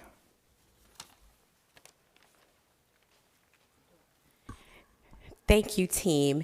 Now we'd like to open up all of us for any questions that you as the board may have. Thank you, Dr. Branch. Does anyone have questions? Board Member Sunliff? Yes, thank you so much for this presentation. I really appreciate you all putting it together. It's very helpful to hear this information. I have a couple different questions, so tell me if I need to stop and take a break and let someone else do it. First of all, Will, may I call you Will, please? I have a question on the data. If you can just explain it, because I heard what you just explained, but in this first page here that has a K through 3 Chromebook usage, and it's actually K through 5 that you have here. Yeah, I pulled it for all elementary schools and that's all perfect. grade levels. That's perfect. I appreciate that. Okay, if I understand correctly, there's 70 students, and you said this was at one particular school that you're reflective of here? Is that right? No, you're talking about the 4th column over, or the 5th Yes. column over? Yes, Yes. this is one building right here in the district. So this is only representative of one building. It's not representative of the whole division. No, I just wanted to show you how we did this for each building. So this same process right here that you see for this particular school Okay. was carried out for each elementary school in the district. Okay. And then that data is what we use to come up with the information that you see on District this slide usage. right here. Okay. Yeah, the district usage. So if there's 70 students and there's 1,500 hours, how do you get 1 hour? Because you divide that by days, I guess, then after that, right? Correct. So I took the total number of hours recorded in GoGuardian for that Okay. time frame, and then divided that by the number of students. Okay. And then Okay. divided that by the number of instructional days. I got that. That Yep. makes good sense. Okay, one of the questions that I had, when the Chromebooks, and I don't know if this probably applies more to you, Dr. Branch, or perhaps Dr. Pashan, the Chromebooks, the usage that you recorded that you're talking about here, is this when they're actually using the Chromebooks, or is it just when the Chromebooks open? Is there a different, can you tell the difference between when they're actually working on the Chromebook or if the Chromebook is just open? Is this just when they're So working? pretty much everything on the Chromebook uses the Chrome browser, and as soon as that Chrome browser is launched, the GoGuardian extension kicks in and starts recording that data. Okay. So are the desks, I guess one of the questions that I have, one of the biggest overarching things is just like when they have phones, they talk about cell phones, having the cell phone, there's a distraction there if you just have it. So if the students are using it roughly an hour a day and they have 6.5 hours in a day, that means there's 5.5 hours left where they're in the classroom or in some sort of, part of their day. Do they have the Chromebooks sitting on their desk the entire day, or is it open and closed and removed? That's a good question. No, they don't have them at their desk all day. We have, thankfully, Mr. Littlefield provided carts for us, and so the Chromebooks actually are stored in carts. Okay. And so they come out when they're needed. Okay, and that's for all the classes? So Yes, ma'am. they have their computers on? Yes. I think we put them all the way up through, K-5, yep. Okay, so they're pulled out specifically when they need to use them, and does it take a long time then for them to? No, they're experts at it because it's pretty efficient because they know when it's going to be used. Like it's only used during those small group rotations or during their intervention time or possibly independent practice. But it's very structured and they know when to use it and it flows smoothly. Okay, and then if I may ask one more question. I think it was mentioned when you were speaking, Dr. Branch, and I'm not positive if that's where it was in here, but it helps to tailor or maybe it was Dr. Bird, it helps to tailor, we are able to tailor and target according to the individual students. I think that was one of the things that was mentioned in here. How often are we assessing that to determine that, and how much does that make the teachers have to jump and adapt from day to day or week to week with their tailoring? If that's what one of the goals is, and the way they change it, to me, there's got to be a lot of fluidity in the way we do roll out our instructional time. And so I'm wondering what kind of pressure that puts on the teachers and how often that is looked at. So I believe you're referring to like the personalized learning from like Lexia or Dreambox, and the students are working, it's supporting the student, and the teacher does get access to where the student is, but those programs really help the teacher. They support the teacher's instruction so that the teacher is not having to pull that differentiation that Dr. Branch talked about. It actually does the differentiation for the teacher specific to that student's needs. Okay. Okay, thank you. In addition to what Dr. Pichon just said, oftentimes on a Monday, if you walk into a classroom, teachers would have looked at that data and they schedule their students based on the differentiated instruction that's needed. And the students, which are experts at the usage of, the small group rotations, et cetera, they see their name, they know which group they're going in, they know what their assignment is. It becomes part of their structuring, but the planning becomes easier because they don't have to figure it out. They actually have multiple tools that inform. We also have STAR for math and reading that additionally supports that personalized instruction, as well as helps us to inform parents where the needs are. Okay. Thank you. I appreciate the presentation. A lot to think about, and I'm very grateful for each one of you. Thank you, Board Member Slinglove. Did anybody else have any additional questions, comments, thoughts? Dr. Brittingham? Thank you. Dr. Branch and Dr. Pichon, I'm not sure who's going to answer this question. In talking about differentiation for students, not every student is going to be a digital native. Not every student is going to excel in a digital platform or a digital environment. How do we plan for those students that are either unicorns? How do we make sure that they have the equal access to the same content, same instruction, same highly qualified, activities that our digital natives have? Great question. And digital natives is a great term also. You notice tonight some of our honors students from Lakeland High School may not have presented as other students have presented. Correct. They're graduating. With honors. With honors. Therefore, all of them do not use technology in the same way. Right. In a small group, especially at the elementary level, one of the rotations is that teacher working with a small group of students. When a student cannot access or does not function well on a computer, that teacher adjusts instruction, primarily more one-on-one, small group outside of the Chromebook, working with a paraprofessional to support those students. technology actually levels the playing field in a lot of ways, but as you witnessed tonight, there are some who need some additional support, and that's provided usually without a device, but with additional support. Okay. My second question for you is, when we have students or groups of learners that fall into that category, how do we integrate that data so that it's representative of their cohort that they're in as learners? Integrate the data based on how they are assessed. Yes, so if we're trying to compare apples to apples, and we are having students that are working from digital platforms, and data is assessed in real time like that, like you're getting it and it's being uploaded and it's there, and then you have students that are not in a digital platform. How do we take that data and bring it together to represent our learner groups in a way that we can understand that we're meeting the needs of everyone on an equal basis? Good question. Sometimes when a student is not digitally inclined, or that is not their device, there's usually a plan that goes along with that. So there are goals in that plan for that student. So in order to determine their success outcomes, we're addressing the goal that is in there. So specially designed instruction is the special education term we use to adjust instruction to meet those individualized needs. That's often the case there.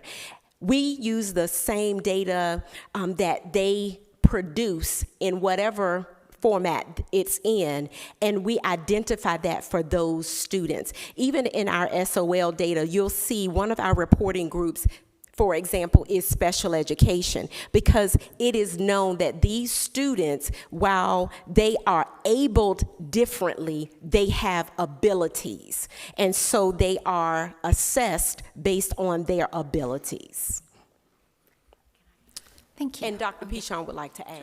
Well, I just want to add that our teachers are definitely expected to be checking for understanding constantly. So just like, you know, I want to use the term old school, if you know what I mean. Like we have to, you know, they're taking notes. They know where their students are. So the technology is not taken away from that. And if a student does need paper, pencil, and some assignments, those assessments are still being recorded for that student. It just takes the teacher actually doing that input. Thank you.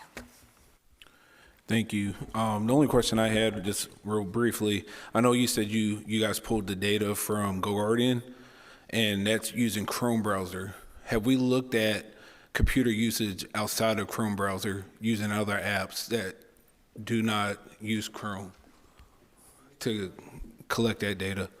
We didn't, because especially at the K through 3 level, that's the device that they're basically using. It's either going to be a Chromebook or a Chromebox. There might be some students that might be using an iPad for special education, but other than that, it's the main device being used. There's really no Windows devices being used at that level. All right, thank you, sir. By students. Appreciate that. All right, thank you, team. Thank you, Dr. Branch, Dr. Bird, Dr. Pichon, for that presentation. All right, moving on to unfinished business, items 2, 3, and 4. These were discussed at our last board meeting, and they're up for action. I'll entertain a motion for all 3, or we can take them individually. Board Chair McGee, I move to approve those 3 items collectively. Second. All right, motion was made by Vice Chair Howell to approve items 2, 3, and 4 under unfinished business. Seconded by Board Member Slinglove. Any discussion? Being none, Madam Clerk. Board members, please vote. Board Member Dr. Brittingham? Yes. Board Member Fields? Yes. I'm sorry? Yes. Board Member Jenkins? Yes. Board Member Riddick? Yes. Board Member Slinglove? Yes. Vice Chair Howell? Yes. Board Chair McGee? Yes. Motion passed. All right, moving on to new business. Item 1, payment of bills and payroll. Is there a motion? Board Chair McGee, I move to approve the payment of bills and payroll for April 26th. All right, motion was made by Vice Chair Howell to approve bills and payroll, seconded by Board Member Jenkins. Any discussion? Being none, Madam Clerk. Board members, please vote. Board Member Dr. Brittingham? No. Board Member Fields? Yes. Board Member Jenkins? Yes. Board Member Riddick? Yes. Board Member Slinglove? No. Vice Chair Howell? Yes. Board Chair McGee? Yes. Motion passed. All right, moving on to the next item. It's going to be a financial update. Dr. Gordon. Thank you, Chair McGee. I'm going to call to the podium our Chief Financial Officer, Mr. Anthony LeBron, to provide a financial update to the board due to still pending action in the General Assembly, also the action from City Council when they adopted their budget for FY 26-27. Mr. LeBron will also provide an update on our burn rate analysis as well as prior discussions that we have for an action item later for the staff bonus. Mr. LeBron? Thank you, Dr. Gordon. Good evening, Chair McGee, Vice Chair Howell, members of the board. Tonight, I'm going to give you a brief update on 3 financial matters like Dr. Gordon just shared, and 2 of which you're going to be voting on tonight. The goal is to offer some clarity and answer any questions you might have towards the end of the presentation. So the three topics I'm going to be discussing tonight is going to be the 26-27 budget updates. I'm going to give you a recap of the budget process we have already done, and then also some items that are still pending that are going to impact the budget since you last approved it back in March. Also going to talk about the burn rate analysis, so the analysis we do month by month, and it also projects where we're going to land at the end of the year. And then we're going to also talk about the staff bonuses that are going to be going out to staff starting this summer. So a little bit about the budget timeline. The budget process started back in the fall, where we did a lot of analysis. We got input from schools, staff, and the community. And all that work of input and analysis ended up, got concluded in February, where the superintendent proposed or put forward a proposed budget of $88.1 million for next year. This is an increase of $7 million from this current fiscal year, and it included a 2% salary increases, operational cost increases, and also resources to support student outcomes that were the main feedback that we got from the community. Overall, the budget will help us move towards completing our strategic plan of Destination 2028. And then in March 26, the board approved a budget that added $7 million more to address facilities and maintenance repair cost, which brought the budget up to $95.1 million.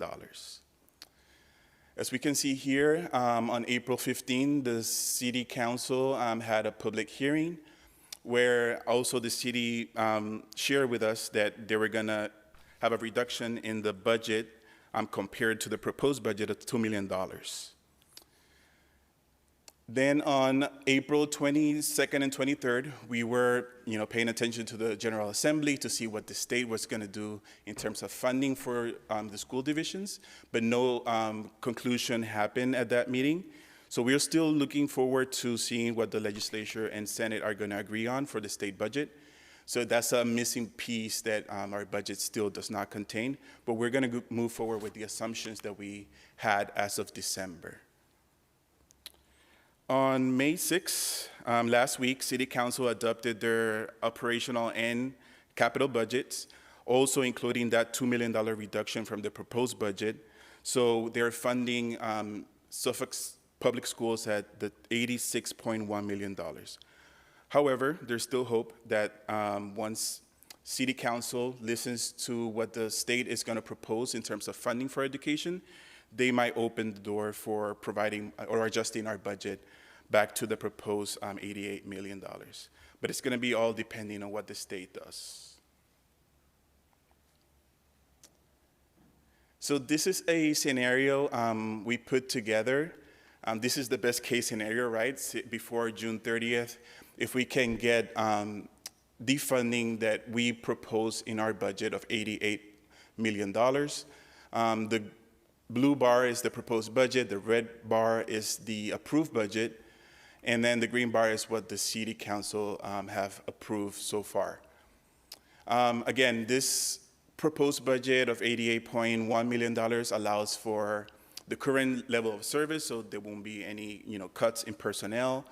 Also will bring us a 2% salary increase. Like I mentioned before, the operating costs are going through the roof with inflation, so that would also help us navigate that expense. And then it would add new positions to support students in their learning. And of course, it doesn't cover all the needs that we have as a school district, but it would help us continue the current level of service that we are offering to our students. And this right here is the scenario that we are facing right now. A reduction of $2 million from the proposed budget, so the city is funding us at the local level at $86 million. And we have a plan of action right here. There's three areas we're gonna focus on reducing to achieve that $2 million shortfall. One of them is gonna be personnel. We have a lot of vacancies that have been vacant for over a year, or the incumbent has retired or quit the position and we haven't been able to fill it. So 15 positions that have been vacant long-term add to $1.39 million. We also have purchasing services. So those are contracts and contracts with vendors for services or goods. We're looking at reducing that line item of $12 million by 4%, which will give us $500,000. And then the last item we are looking into reducing in this scenario is travel and training. So any travel and training that is not required for us to send our staff is going to be looked at and reduced by almost 20% or $85,000. The next topic is going to be the burn rate analysis. So every month after we close the books, we pay our bills, we input payroll into the system. It will let us know how much we have spent for that month, and we add that on our list of all the expenditures. And then, as you can see here, as of April 30th, we have spent $217 million. And from the carry forward expenses, those are expenses that we think they're gonna cross over the fiscal year. So we're taking that number out of the 217, leaving us with $213 million of annual expenses that we are projecting. So we have the actual expenses as of April 30th, and then we have projected what we're gonna spend in May and June. And that's the total of $213 million. We are also expecting to receive $260 million in revenues for this year. And then the total balance for year end will be $2,771,000. What are we planning to do with that money?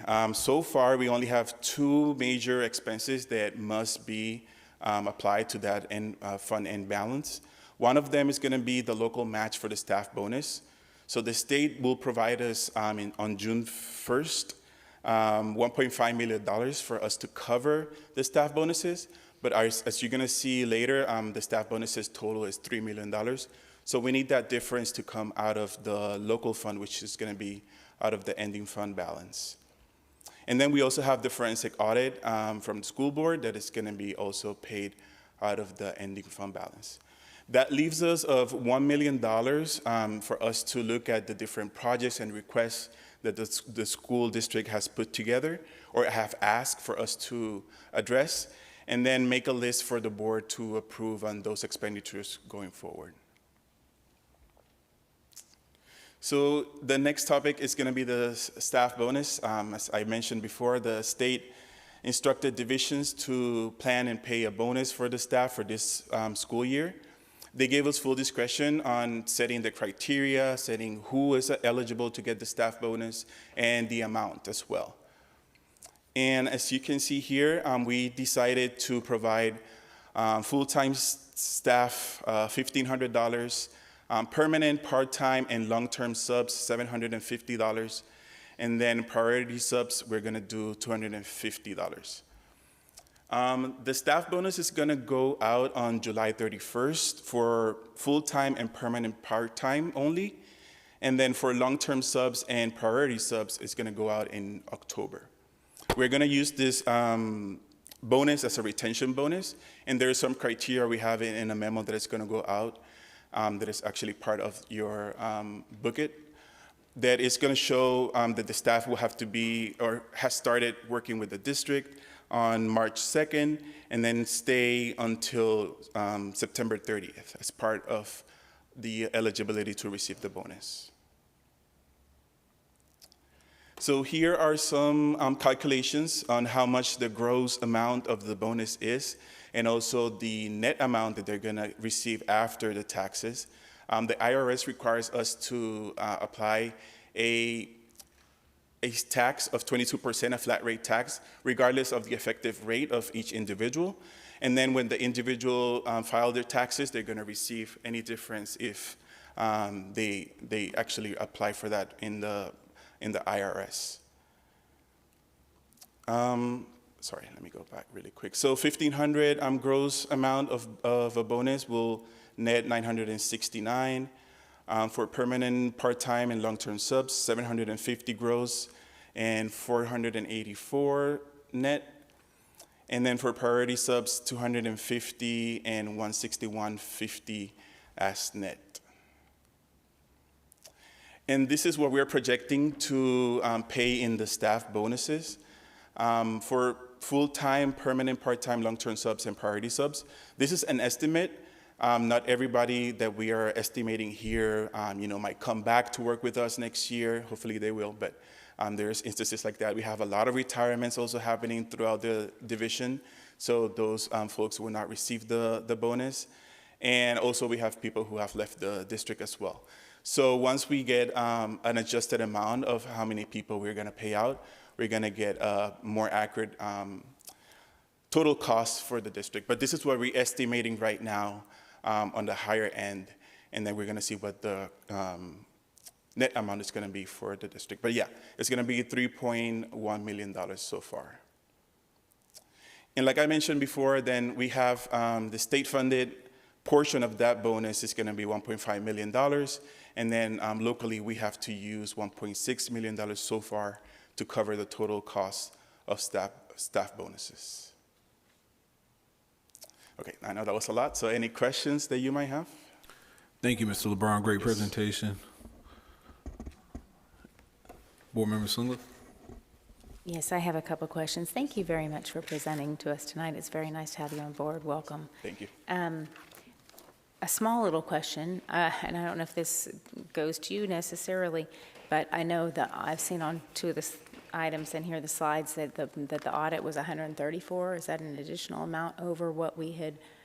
Because I believe that when we approved it, it was 104,000. So it's a small, slight idiosyncrasy, not a big thing. Okay. And I was just, that was more curiosity since we're looking at it. But a bigger question for me, I understand what the city is coming back with, $2 million shy of what we asked, and what we asked for only included a 2% salary increase. So that was a big desire for me. I guess I'm wondering, like, if they had come back with everything and given us the full amount that we asked for, then we found $2 million in the budget that we were able to pare down. To me, our teachers and our staff, my desire is to see them at the 3%. That's been something I've been clear with. That's always a first priority. So the budget that we're going to adopt tonight, that we're voting on, does not include a 3% for our teachers. That is or correct. Staff. It's 2%. Yeah, and that's what the state also let us know, that that's the level they're so far approving. But they might come back with a 3% increase for salaries from the state, but they will also provide the funding. Would it be designated to a 3% then, so we would know that if they come back to us, it's going to state we're getting 3%? Yeah, I'll take that question, Ms. Lingler. So a couple of things, and you're right about the 104. We weren't originally clear if there was going to be an additional cost for one of our staff members to have to work to pull files. You are right that the 104 was what the contract was for. So we're still waiting for that total bill. So that's why there's a little buffer in there of $30K. To answer your other question, so the positions and reductions that Mr. LeBron came up with that he gave to you all to make up the difference, the elimination of the 15 long-term vacant positions. So we didn't, find that money. One of the things that we talked about, and I know that Ms. Howell had added this from the Education Committee discussion, we're doing that to make up for the $2 million shortfall that the city has done. Now, if this remains at $86 million that our locality provides to us, then the first thing that you all will see in the budget next year is to add those 15 positions back, because we still need those positions in order for our SOQs. Is just, as Mr. LeBron stated, these were some of the ones that were actually have been vacant a little longer than others. So our goal when we met in order to be able to reduce the budget was to make sure that we didn't do anything that impacted the classroom. So the reductions that you saw in purchase services and travel and training, those are the things that we know that we're going to need, but we have to keep it skinny right now. We have to keep it slim until we figure it out. So if the city did come back and gave us the $2 million back, then we would put those positions back as a budget amendment to you all. Now, to answer the other part of your question, the main difference between the House budget and the Senate budget is the $2 million that, it's kind of been floating around as a part of the discussion. 136 from the Senate version, 134 from the House. The problem is that the Senate version doesn't have the bonus money in it. So that automatically almost takes it all out. The other part is that the Senate version also has specifics that money had to go into special education, money had to also go into food nutritional services. The only flexibility that we saw was the conversation that we have been talking, and I know that you all have spoken with your counterparts at City Council about, is sales tax revenue. But that was only $442,000, which still doesn't make a dent. So one of the things that I wanted to kind of reinforce that Mr. LeBron had stated was when you take a look at the staff bonuses, even though the House version mandated $1,500 only for SOQ positions, but I think we all have all been on the same page where we want to try to give bonuses to everybody that's eligible to do so. They still didn't give us enough money for that. So the bonus is going to eat up a huge chunk. The other part from the projected burn rate analysis that Mr. LeBron had presented to you all, the hopeful projection of $1 million left, I can share with the board right now that you all have already voted on the tennis court replacement. So that money is going to be used to help fit that bill, which we know is actually going to go over 2 fiscal years. So a part of the conversation that, Mr. McGee had literally just asked me to kind of talk about once we got to either the Education Committee report or I can actually do it right now is if the Senate does come back and say that to give 3%, or if we do get more money out of the General Assembly plus getting the full amount that we requested from the city, then we have shared publicly, I think you all remember me saying, then it's our goal then to increase the raise from 2% to 3%. But we just can't do that right now because we have a $2 million shortfall, which is the reason why you see these reductions, as well as the General Assembly still hasn't given us an answer yet. And we're now hearing first week in June is more than likely when everything is going to be resolved. But for us, when it comes to contracts, our contracts will be distributed starting May 18th and then close on May 29th to give the SAO staff, Budget and Finance, and Human Resources a final week to reach out to some folks, but also to make sure that everything is ready before staff, teachers specifically, go home on June 5th. So it's part of our goal to continue to lobby because one of the things our city manager, Mr. Hughes, said publicly is they are expecting to make us whole, but they also want to wait to see what happens with the General Assembly. Our argument is even if the General Assembly does give the Senate version, there's no bonus. There's also money that only can go into specific line items that we can't touch. Special ed, food nutritional services, as an example. So in order, that's like a long way for me answering your question, but in order for me to answer your question, how do we get to the raise? We need both the fully funded request that we got from the city of $88 million, plus to have the additional money coming from the Senate for that 3%. We think that those two things together will allow us to be able to increase that raise to 3%. And Dr. Gordon, real fast, do you have that number for 1%? Like, what are we looking at that would allow all staff members to receive 3? Yeah, Mr. LeBron, please correct me if I'm wrong. Isn't it 1.6 or so per percentage? Yes. Yes. 1.6 mil? All right. Ms. Lingliff, did you have any other questions? I did have a couple questions, but I don't know if anybody else had anything they wanted to say first. Does anyone else have any questions for Mr. LeBron? Go ahead, Mr. Riddick.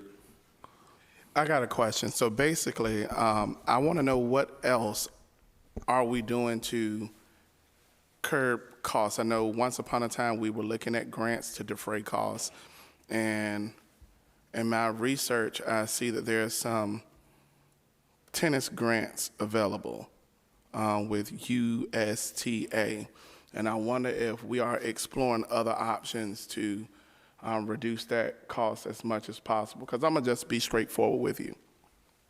Watching this meeting en route here,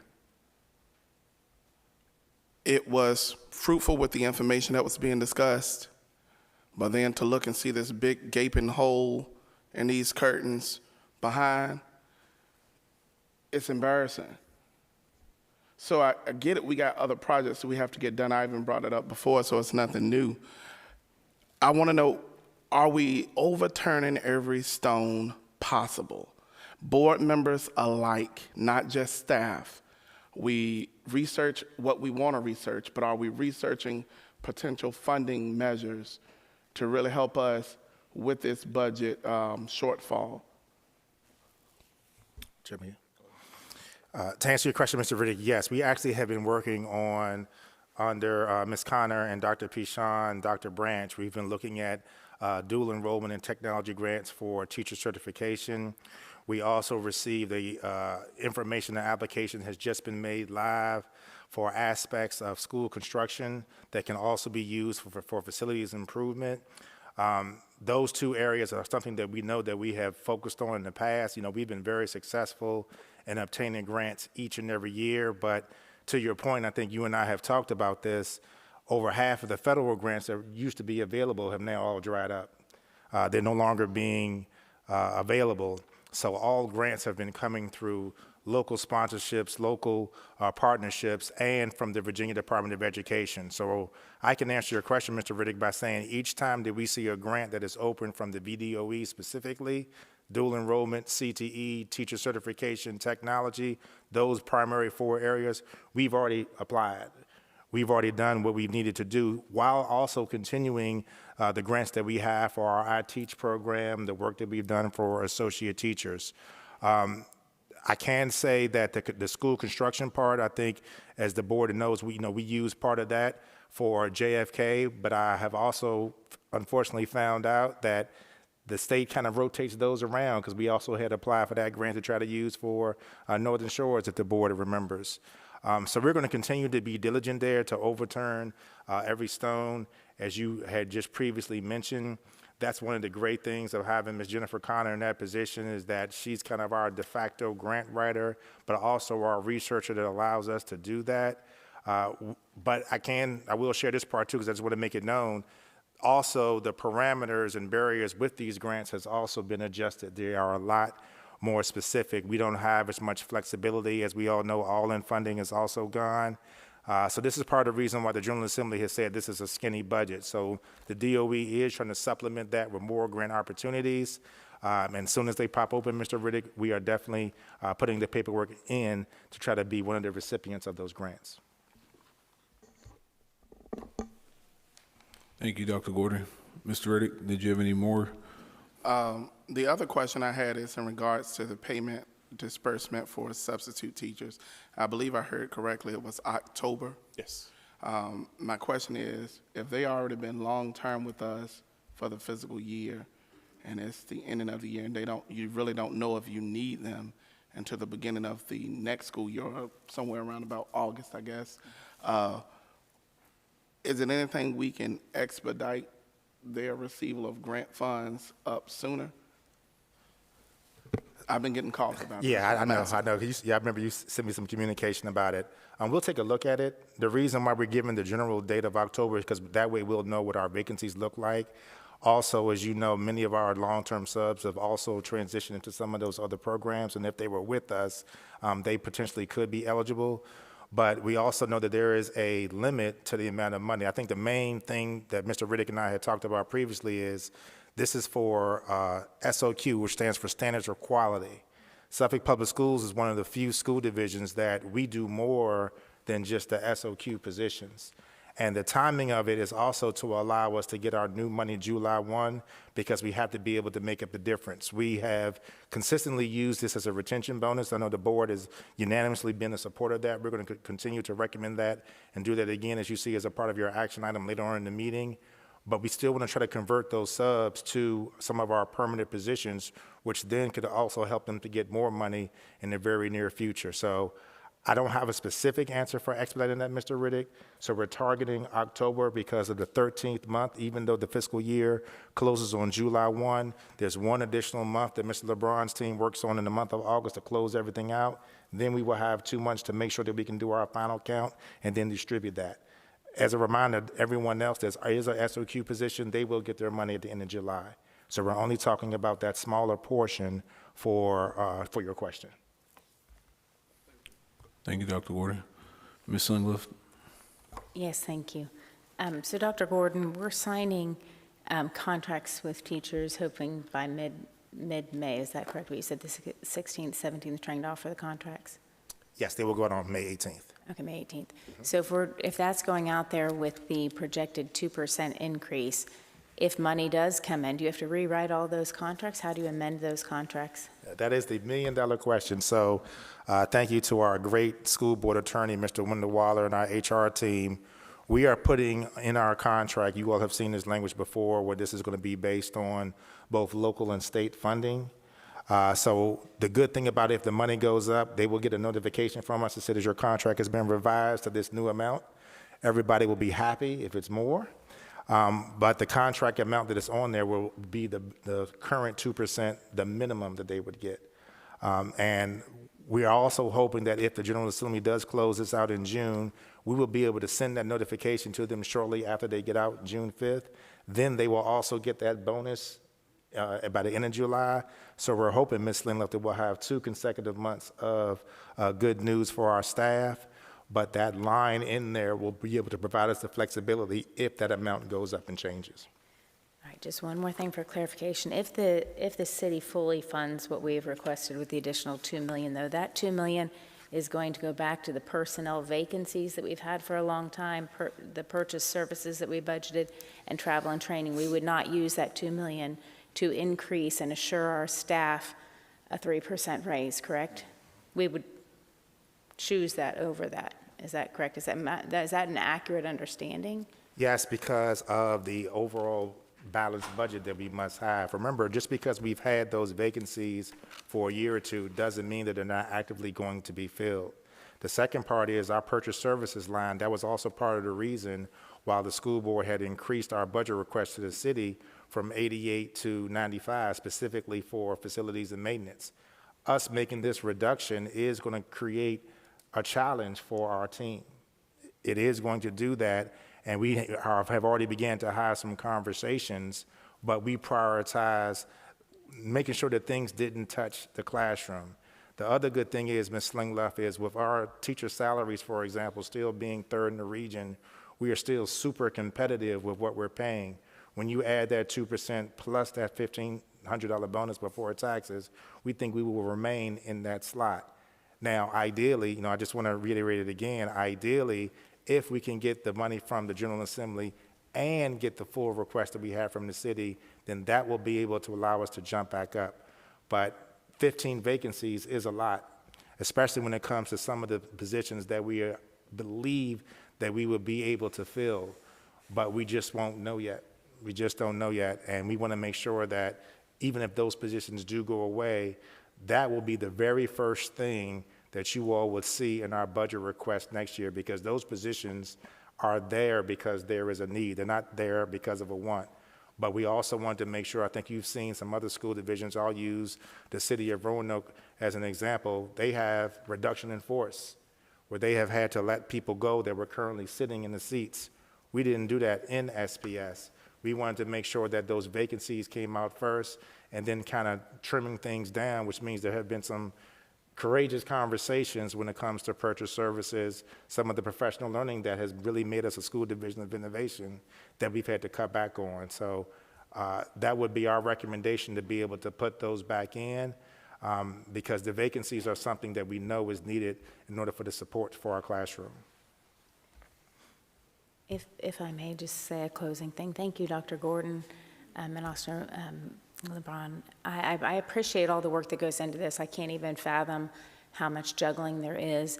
But just for my own, based on my own conviction with this 3% being so important to me, I just want it to be clear that this, I can't vote for the budget tonight and approve it just based upon this, because I think to me this is a conviction that I have for a top priority to at least meet the COLA. I'm saddened by the fact that the city staff are getting 3%, we're giving our staff 2%, and that we couldn't figure it out another way. So I just want to put that disclaimer. I do appreciate the work that goes in and everything that you all are doing.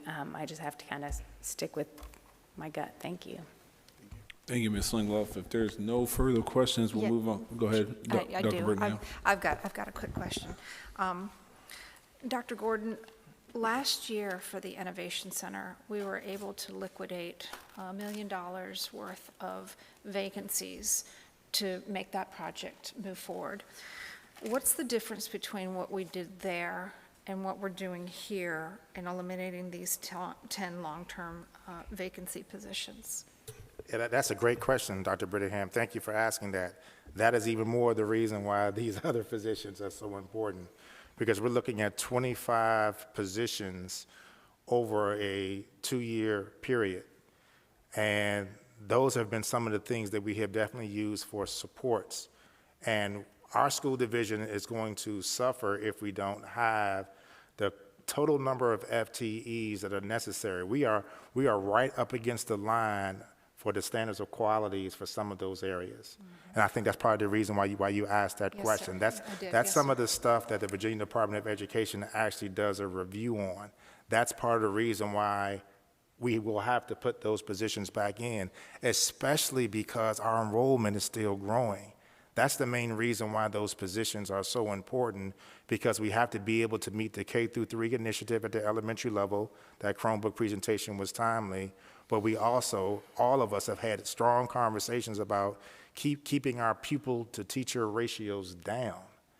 And so as we're looking at that, we can't continue to put all of our students, especially at the high school level, if there is a vacancy, onto Edmentum, right? It's going to be our goal to try to have that physical teacher in the classroom. So eliminating, it really wasn't the positions, it was the salaries from across the board. It wasn't just instructional. That's how we came up with the money for the Innovation Center, for the space that we needed, right? Those 16 positions that were taking up the classroom space at Booker T. Washington Elementary School. And that project turned out extremely well, thanks to Mr. Jackson and Mr. Napier and the organization from Dr. Branch's team. But at some point in time, we're going to have to probably put those back too. So it's a phase-in model where if you look at it, we have had to make those tough choices only because that position wasn't filled at a specific point in time. Okay. So currently we're looking at proposing not only what we lost last year, but another additional 10 in order to try and make this budget work temporarily. Yes, ma'am. I mean, only if the numbers say that, right? We have to be able to have the candidates in the pool. That was one of the things that Dr. Estrada and Mr. LeBron worked on, to take a look at the ones that had the longest tenures. And we chose those ones also by taking a look at what was actually happening at the DOE for who total number of certified folks. There was a lot of research that went in to this temporary measure. And I just want to reiterate, because your questions are valid, I just want to reiterate, this is plan B. This is scenario B that Mr. LeBron put on the slide, because this is bad. I just can't say that enough. This is bad that we have a $2 million shortfall to eliminate positions that we actually need, just haven't filled today.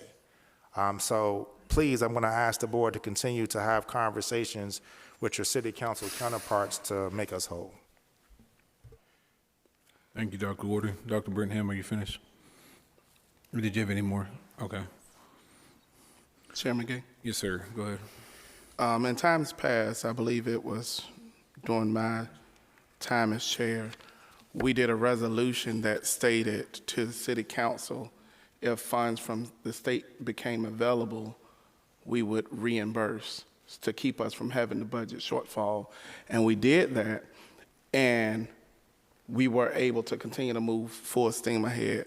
My concern is right now we're cutting positions, but Dr. Gordon, I'm gonna ask if you could, and I hate to put you on the spot like this, but I have to, could you name some of those positions that, because these are vacancies, so it's not notifying anybody they're gonna lose a job. These are vacancies already. I think the public need to know, as well as some board members, need to know exactly what positions you're talking about and how they really play in the grand scheme of SPS Create Achievers. That's an even better question. So can I give you categories, Mr. Riddick?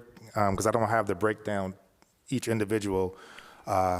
This was special education vacancies. This was paraprofessional vacancies. This was transportation vacancies. This was some of those positions that people have left that have not been filled because there's no candidates in the pool.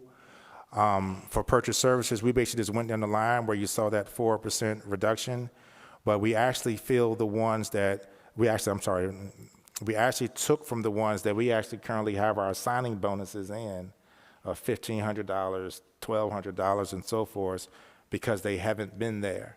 Now, you all have seen when we provide our reports to the board, a couple of times a year, how we have significantly reduced our vacancies as compared to what they were a couple of years ago.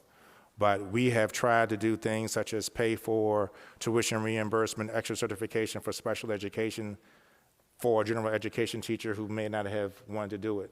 So we took a look at that tuition reimbursement for that too. So I think the best way to say it, Mr. Riddick, it was our vacancies for courses that science, special education, transportation, teacher assistants, and I'm sure the team will probably let me know if I forgot one, but I know that those were the areas when Mr. LeBron brought me the sheet that I probably saw the most prevalent. Thank you. I believe that sheds a lot of clarity and light to the necessity that Dr. Gordon is expressing when he say he's going to come back to recommend, if the funding becomes available, that we add this in versus the 3% raise. I also want to address this while I have the floor, Chair, is that we can't continue to compare the City of Suffolk employees' 3% raise to Suffolk Public Schools employees. We have two different purse sizes. Our purse size that we receive from the City of Suffolk is it's not 200 and something million. It's actually, how much, what is it again, 90? 80. 80? 86 that they're offering, but we asked for 95. 86 million, yet the City of Suffolk is operating with almost $1 billion budget. So we're asked to make a lot happen with 86 million.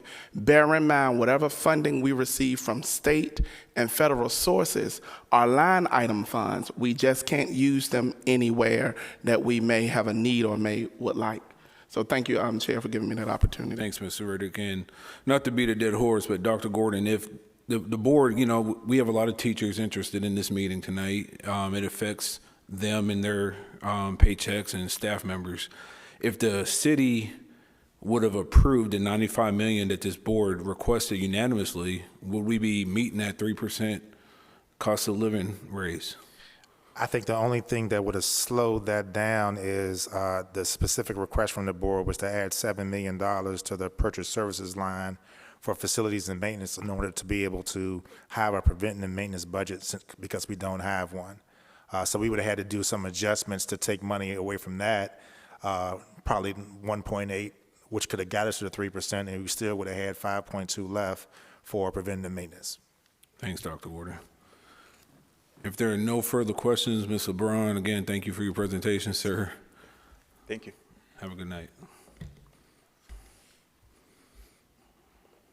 All right, moving on to item 3, middle school 6 through 8 STEM program, Dr. Gordon. Yes, sir. This is approval of 27 new course proposals. These two courses using our Project Lead the Way program are to expand our middle school elective course offerings. As you all know, as a part of our budget presentation, it is our goal to make Suffolk Public Schools the first sustainable K-12 STEM model in all of Virginia. These 2 courses are recommended for elective course offerings at John F. Kennedy Middle School and Kings Fork Middle School. You heard Ms. Dickens talk about how Nansemond Rivers Engineering and Lakeland's Biomedical Sciences Project Leadway programs have been nationally recognized for the last, I believe, 12 to 13 years. We will be using the Project Leadway curriculum in order to have these new course proposals so that we can start our STEM middle years programs at these 2 middle schools. Thank you, Dr. Gordon. I'll entertain a motion. Board Chair, I move to approve the middle school CTE courses. Second. All right, motion was made by Vice Chair Held to approve, duly seconded, I believe, by Board Member Riddick and Board Member Slingleff. Any discussion? Being none, Madam Clerk. Board members, please vote. Board Member Dr. Brittingham? Yes. Board Member Fields? Yes. Board Member Jenkins? Yes. Board Member Riddick? Yes. Board Member Slingloff? Yes. Vice Chair Howell? Yes. Board Chair McGee? Yes. Motion passed. All right, moving on to item 4, Resolution 2526-30 for an award for HES facilities for all field maintenance for middle and high school. Is there a motion? Board Chair, I move to approve Resolution 25/26-30. Second. All right, motion was made by Vice Chair Held to approve resolution item number 4, seconded by Board Member Slingleff. Any discussion? Being none, Madam Clerk. Board members, please vote. Board Member Dr. Brittingham? Yes. Board Member Fields? Yes. Board Member Jenkins? Yes. Board Member Riddick? Yes. Board Member Slingloff? Yes. Vice Chair Howell? Yes. Board Chair McGee? Yes. Motion passed. Moving on to item 5, resolution 2526-31, resolution for the School Board of the City of Suffolk to award instructional resources for French and Spanish secondary schools. Board Chair, I move to approve Resolution 25/26-31. Second. All right, motion on the floor was made by Vice Chair Howell to approve, seconded by Board Member Slingleff. Any discussion? Being none, Madam Clerk. Board members, please vote. Board Member Dr. Brittingham? Yes. Board Member Fields? Yes. Board Member Jenkins? Yes. Board Member Riddick? Yes. Board Member Slingloff? Yes. Vice Chair Howell? Yes. Board Chair McGee? Yes. Motion passed. All right, moving to item 6, resolution 25/26-32. Is there a motion? Board Chair, I move to approve Resolution 25/26-32. Is there a second? Second. All right, motion was made by Vice Chair Howell to approve item 6, seconded by Board Member Slingleff. Any discussion? Being none, Madam Clerk. Board members, please vote. Board Member Dr. Brittingham? Yes. Board Member Fields? Yes. Board Member Jenkins? Yes. Board Member Riddick? Yes. Board Member Slingloff? Yes. Vice Chair Howell? Yes. Board Chair McGee? Yes. Motion passed. All right, moving on to item 7, resolution 25/26-33. Is there a motion? Board Chair, I move to approve 25/26-33. Second. All right, motion was made by Vice Chair Howell to approve it, seconded by Board Member Slingleff. Any discussion? Being none, Madam Clerk. Board members, please vote. Board Member Dr. Brittingham? Yes. Board Member Fields? Yes. Board Member Jenkins? Yes. Board Member Riddick? Yes. Board Member Slingloff? Yes. Vice Chair Howell? Yes. Board Chair McGee? Yes. Motion passed. All right, moving on to item 8, the resolution to adopt this fiscal year's budget for 26-27. Is there a motion? Board Chair McGee, I move to approve Resolution 25/26-34. Second. All right, motion was made by Vice Chair Howell, seconded by, was it Board Member Fields? Any discussion? Board Chair. Go Yes. ahead, Dr. Brittingham. Yes. I'd like to take this opportunity to talk a little bit about the budget. We've done a lot of talking about the budget tonight. We've brought some things, I think, pretty circumspectly out and talked about them. But I'm struggling because I believe we have not allocated some funds where funds need to be allocated. I think it's time to establish some non-negotiable priorities within our fiscal year 2026-2027 operating budget. The following priorities are grounded in the board's statutory responsibility under Code of Virginia 22.1-79 to ensure effective supervision of instruction, equitable access to learning, and measurable student achievement outcomes across all populations. As we consider our budget, I want to be very clear. There are several non-negotiable priorities that must be addressed before the board can move forward with confidence. The current budget proposal does not adequately address systematic deficiencies impacting special education performance or the broader Tier 1 instruction environment. The board needs to carefully consider how to best address and provide feedback to ensure that SPED students and educators are fully equipped to reach division goals as previously provided. First, the current plan does not go far enough to address the needs of the 5 elementary schools identified for intensive intervention, 3 of them intensive, 2 of them are off track. We know that special education students' performance in these schools are significantly impacted overall achievement outcomes. The question before us is simple. What are we doing specifically and measurably to change that trajectory? If the answer is not clearly reflected in this budget, then the plan is incomplete. Second, we must make a decisive shift in how we prioritize special education, not just fiscally, but philosophically. SPED cannot remain a compliance function. It must become a central instructional priority. Until we fund it and treat it that way, we should not expect different results. Third, this budget must include a targeted investment in qualified personnel, licensed SPED teachers, trained aides, and paraprofessionals, especially in our highest need schools. Staffing must reflect student need, not budget convenience. Our most vulnerable students should not bear the burden of our staffing shortages. And finally, we must ensure that teacher compensation reflects the importance of their role. If we are serious about retention and student outcomes, then our investment in our instructional staff must be as intentional as our investment in leadership. Under Virginia Code 22.179, the board is responsible for ensuring effective instruction and student success. These priorities are not optional. They are essential. And as we talk tonight on several different things,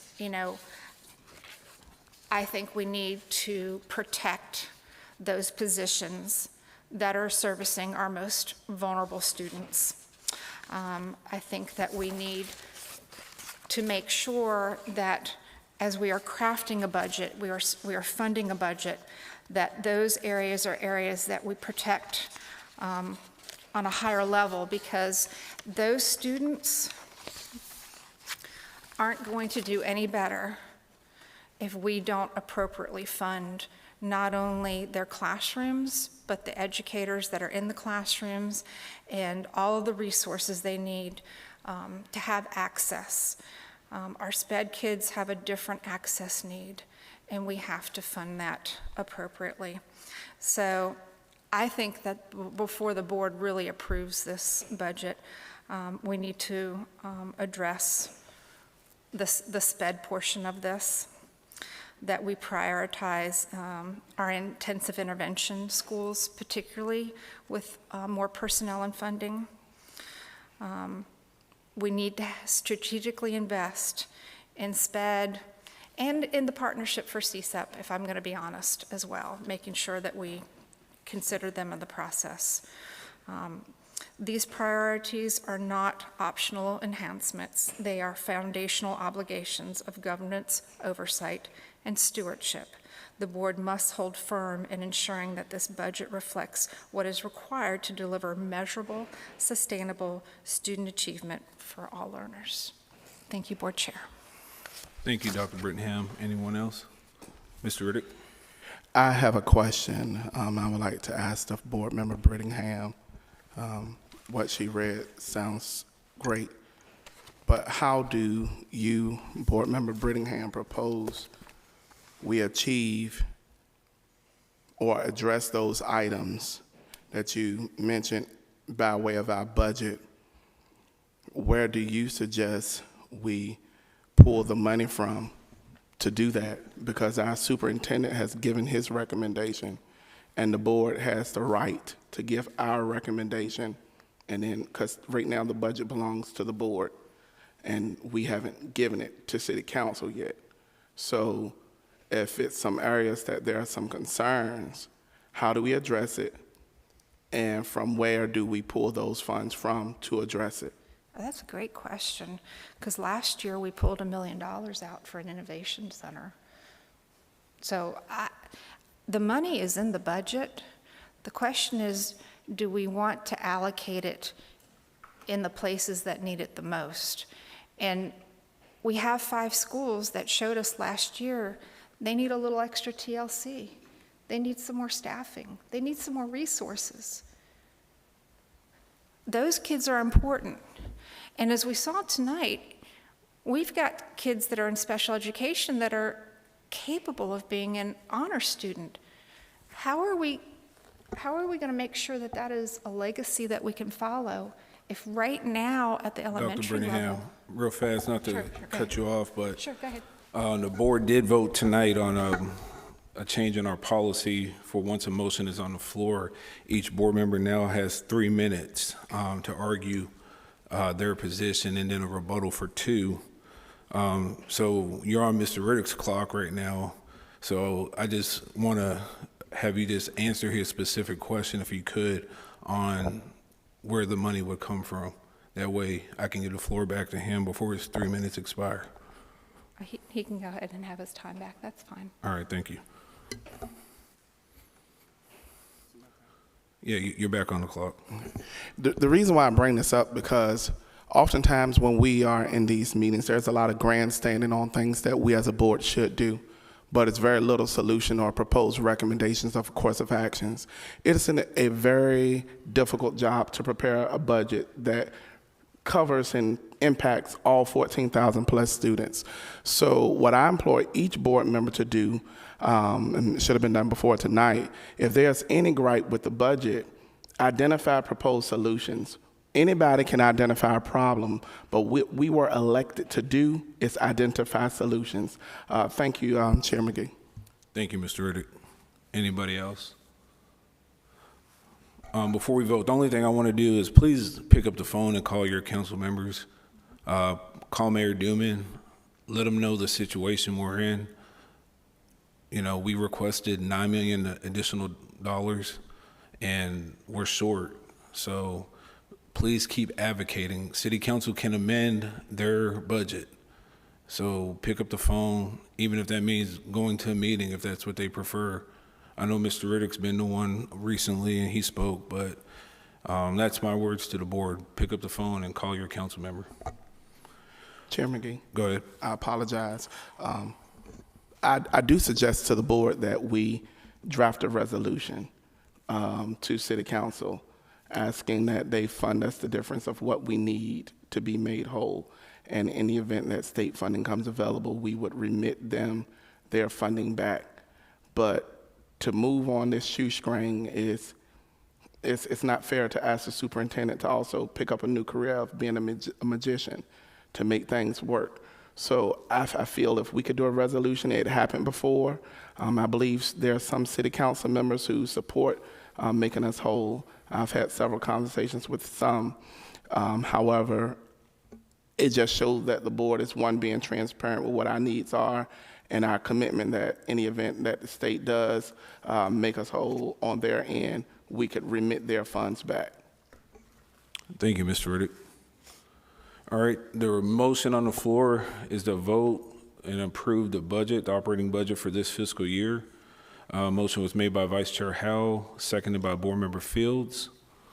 Madam Clerk, we're ready to vote. Board members, please vote. Board Member Dr. Brittingham? No. Board Member Fields? Yes. Board Member Jenkins? Yes. Board Member Riddick? Yes. Board Member Slinglove? No. Vice Chair Howell? Yes. Board Chair McGee? Yes. Motion passed. Moving on to item 9, Resolution 25/26-35. Is there a motion? Board Chair McGee, I move to approve 25/26-35. Second. All right, motion was made by Vice Chair Howell and seconded duly by Mr. Riddick and I believe Dr. Brittingham. Any discussion? And this is for the bonus payment. Being none, Madam Clerk. Board members, please vote. Board Member Dr. Brittingham. Yes. Board Member Fields. Yes. Board Member Jenkins. Yes. Board Member Riddick. Yes. Board Member Slinglove. Yes. Vice Chair Howell. Yes. Board Chair McGee. Yes. Motion passed. All right, moving on to item 10. We added this to the agenda today.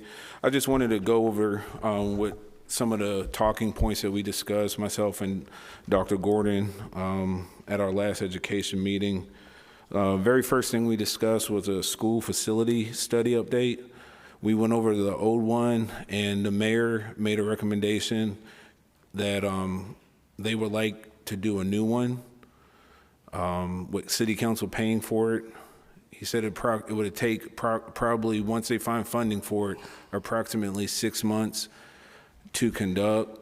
One of the discussions from Councilmember Wright, one of her concerns was she wanted to make sure if city council pays for a new study, that the board would be willing and consider all options at a meeting. Not that we would make decisions, and follow options, but just that the board would consider all options. And I told her I had no problem, yes, having that presentation if I'm still sitting in this position. Dr. Gordon, did you want to say anything for the facility update? Yes, I had sent the slide deck to the board the day of the Education Committee meeting. It was the exact same presentation that Mr. Napier had presented to the board. We wanted to make sure that the Education Committee and the members of council were aware of those needs as well, and I sent those to Ms. Minnick so they can have the same slide deck that we used. Thank you, sir. The next one, we discussed the budget. Everything that Dr. Gordon spoke on tonight, we made clear to City Council at the meeting, or excuse me, to the mayor and Mrs. Wright. And I believe council, the mayor, they did say if the state looks like the funding will not be there, that they would pay the $2 million and amend their budget. So I feel confident that we will see that money in the event the state doesn't make the payment, and we're $2 million short. I believe we will see support from council. Dr. Gordon, anything? That is correct, and that's when we would actually have any carryover funds. We always bring a memo to the board letting you all know the carryover funds. I think you all kind of see what it's going to be with the bonus payment, as well as our replacement that you all have voted on for the tennis courts and things of that nature. City Council would do an addendum to their budget, and then we would then have a motion here, an action item here, to accept that money into our general fund. Thank you, sir. Next thing we discussed was the SAO office. It's no surprise, Rivers Bend, that project didn't go through, and now the school board is between a rock and a hard spot on trying to find a new location, a permanent location for the SAO office before our contract expires December of 2028. So that was brought up. A lot of different things were thrown out there. Some of the ideas thrown out there were purchasing the professional office, keeping some of our staff there, and then possibly buying the white building across the street where the SAO office would be split with members working in 2 separate locations. We discussed the human resource building. That's being occupied right now. Dr. Gordon, I was going to have you go into a little more detail on the human resource building and what was spoke. Yes, thank you, Chair McGee. So we have 3 different tenants in the human resource building. One is the general registrars for the voting. 2 is the co-op for environmental, I think it's quality, that actually does things around the city that's mandated by the state. The 3rd is training by the fire department. City Manager Hughes, since we've had the Education Committee meeting, has already began to locate an alternative site for the co-op. Councilwoman Wright had actually suggested that they use a mobile unit to put them in temporarily. It's looking like potentially the library might be a site for both voting as well as the co-op. One of the reasons why we had thoroughly discussed the 2 options that I had presented to the board previously, the school administration office going into the HR building, we already had 35% of the design work for the entire building was already done. Those are the 3 slides that I actually had showed to the Education Committee. They did have prior knowledge of that. The second option was to be able to have the central office staff on the site of our current operations center. We kept the square footage the same, which is currently 24,000 square feet at the operations center.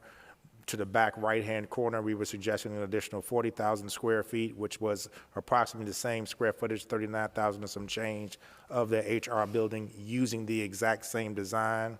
The biggest conversations that Mr. McGee and I had was the timing of everything, which is the reason why the HR building was the #1 option, because we have literally already cut and significantly reduced our design time because we had that done at the time.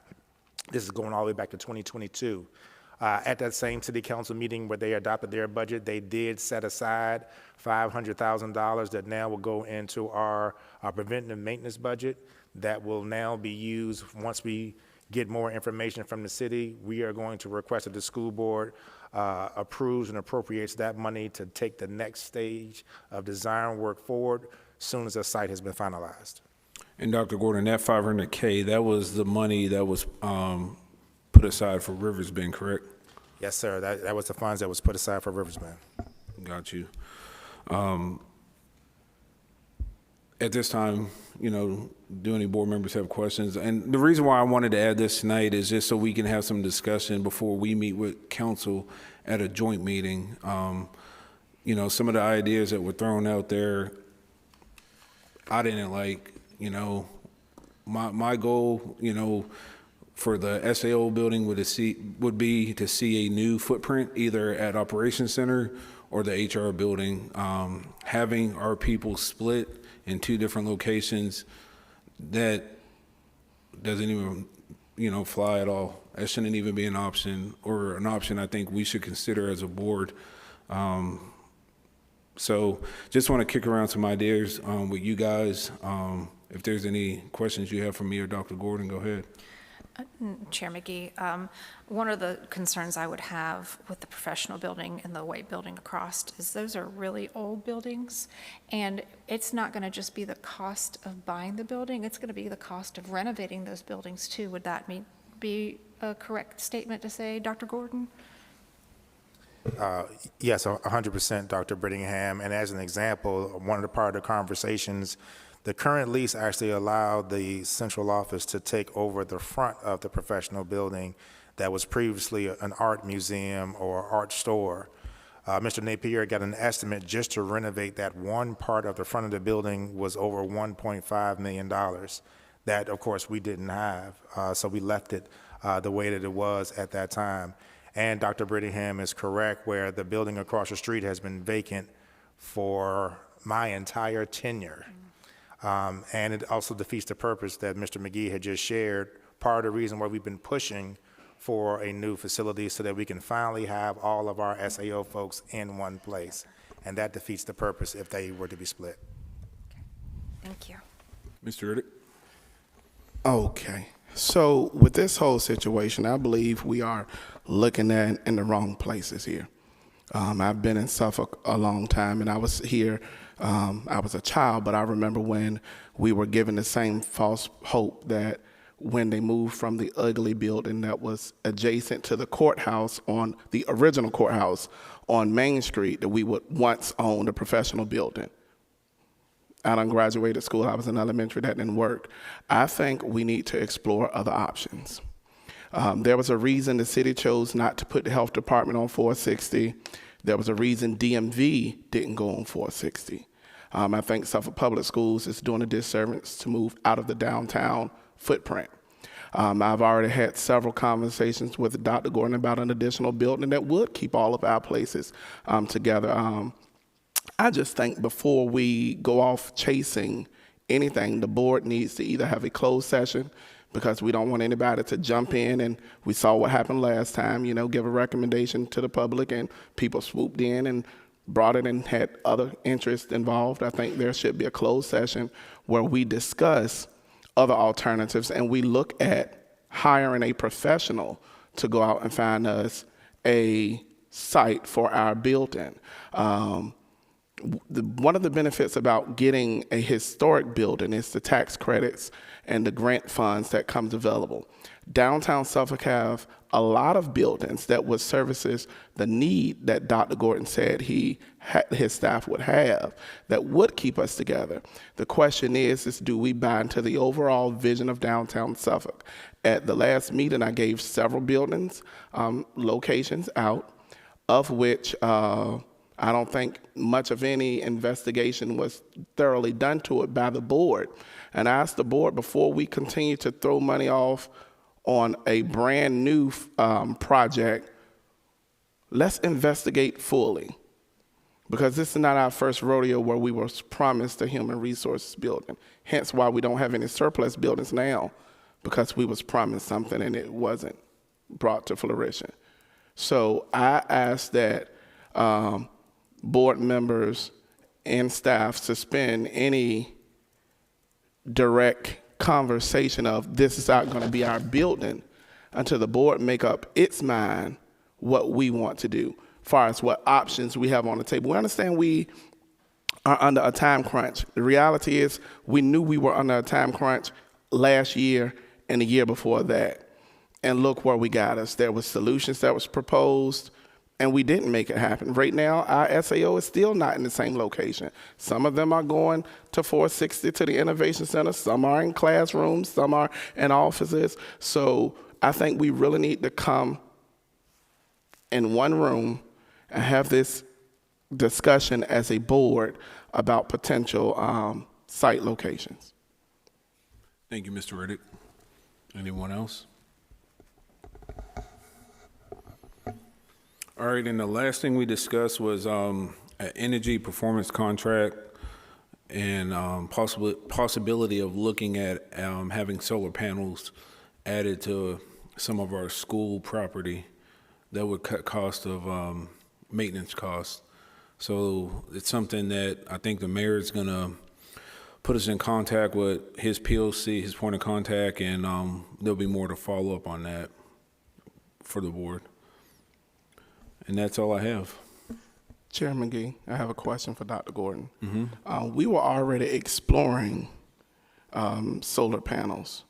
I think it was, not to be funny, but back when I was chair at Southwestern. Where are we with making our schools green? It's really all about finding the partner that doesn't have basically a large installation cost.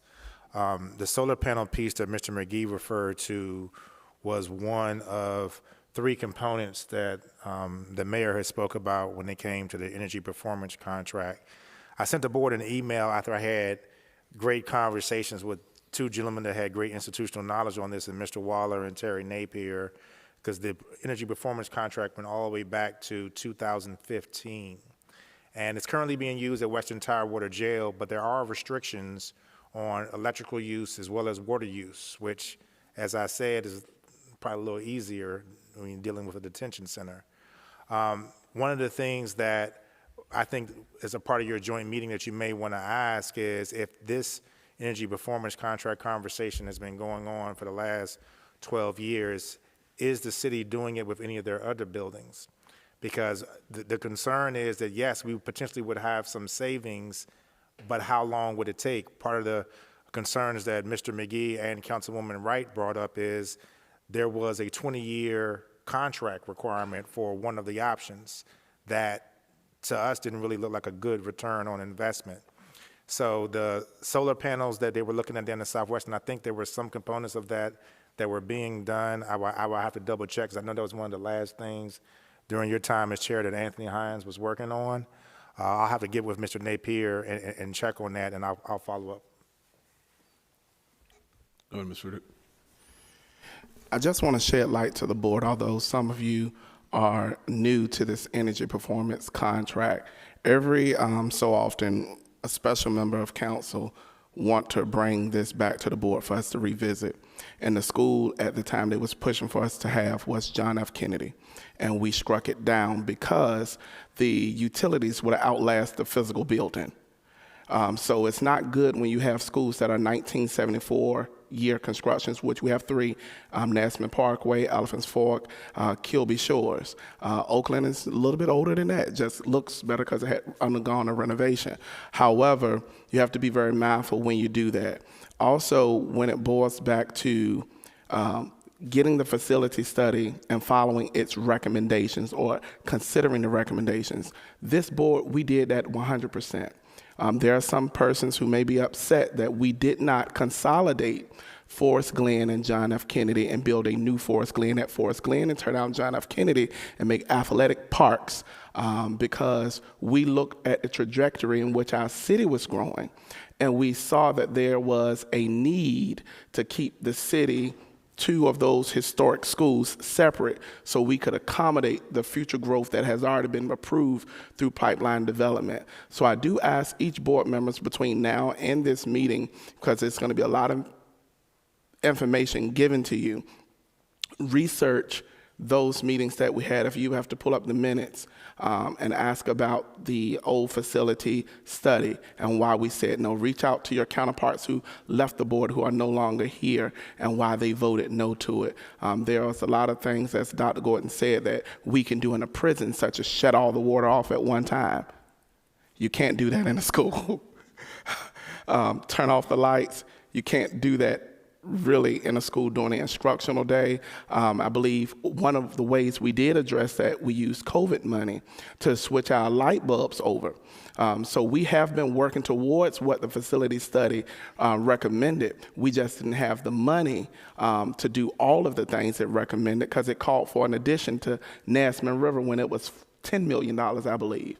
And now look at the cost. So I just wanted to share that context with you all. Thank you. Thank you, Mr. Riddick.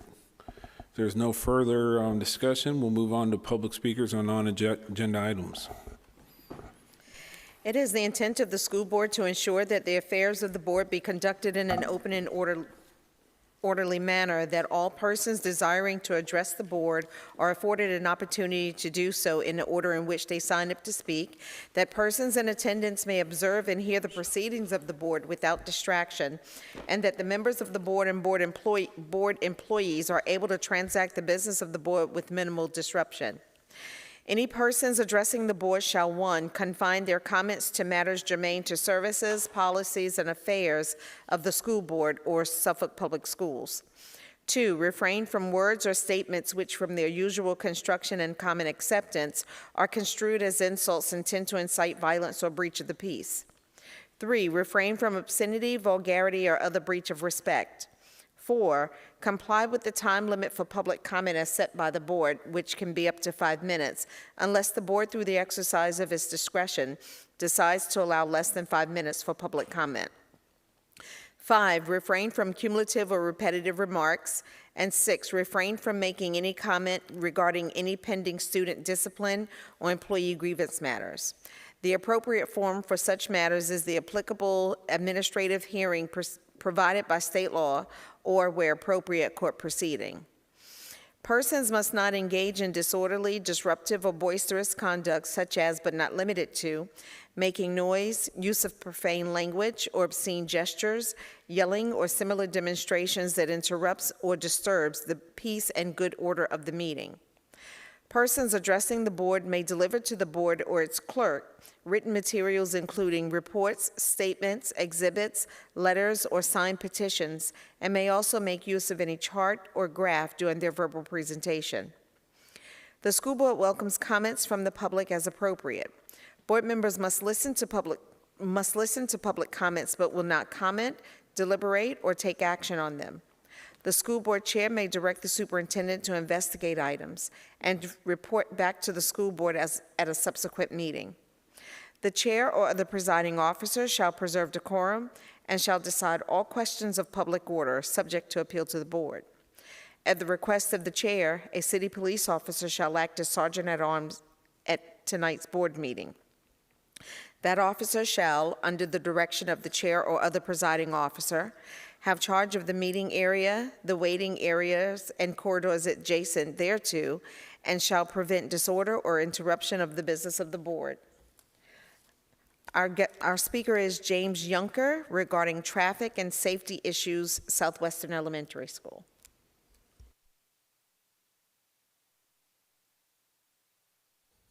Good evening. My name is James Yunker. I have 3 children in Suffolk Public Schools. My oldest was here tonight to sing to you all. I'm here to speak to you about some traffic and safety issues that I've noticed at Suffolk Elementary. Not Suffolk Elementary, Southwestern Elementary. This has been an ongoing issue that I've seen over many years that my children have attended the school. However, this last year has gotten worse, and last month I saw an incident that made me have to come to talk to you guys tonight. In the morning and in the afternoon, parents start lining up about an hour before school opens to drop off their kids, and an hour before school gets out, they start lining up. In the process of doing this, they start blocking the parking lot area and feeding out into Pioneer Road. This year has been more of an issue. There seems to be more cars. I don't know if it's because of transportation issues or whatnot, but there's a lot more people dropping off kids or picking up their kids. These cars, when they park, it's a very tight area.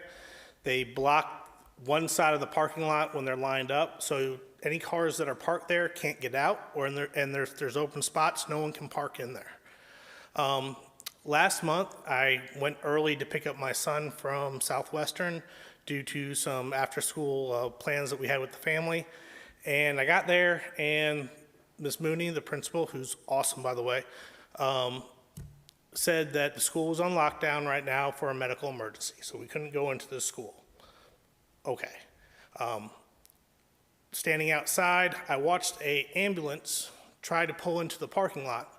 And due to all these cars parked everywhere, it took them almost 5 minutes once they were in the parking lot to get up to the front area, where we had cars parked in the fire lane on one side, which people had to walk back and move their cars. They had to move, and eventually they got inside and they wheeled out a staff member on the gurney.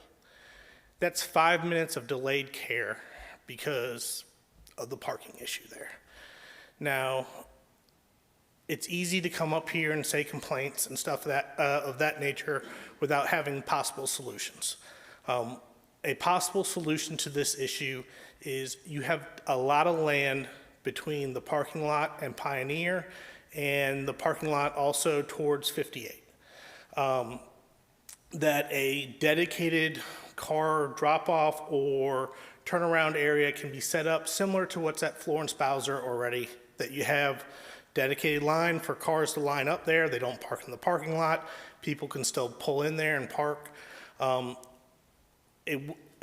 Looking at it from an engineering point of view, it could run parallel to the current parking lot, curl around, and you might lose 3 or 4 parking spots for where it enters in on the far end towards 58, where then they merge in and pull up front and pick up their kids. However, this would eliminate a lot of the issues in the parking lot where people can park in the actual spots, wouldn't have to park into the fire lanes, and it would eliminate the liability of a fire department, an ambulance, a fire truck, not being able to get to a kid or a teacher who has a medical emergency. My son has some serious medical issues. Most of them can be treated in the nurse's office. However, over the years, we've had to come pick him up early to take him to urgent care or CHKD for his breathing issues. I'd hate to see medical care be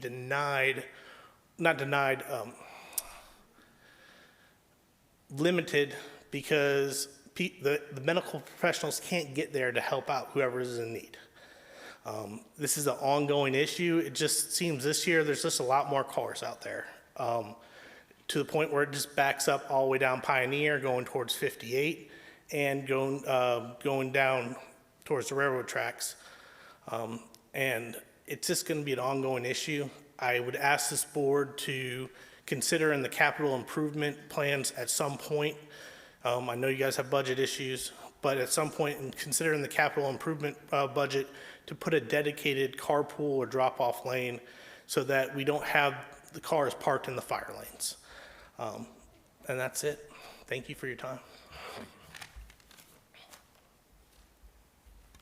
There are no more speakers. Thank you, Madam Clerk. All right.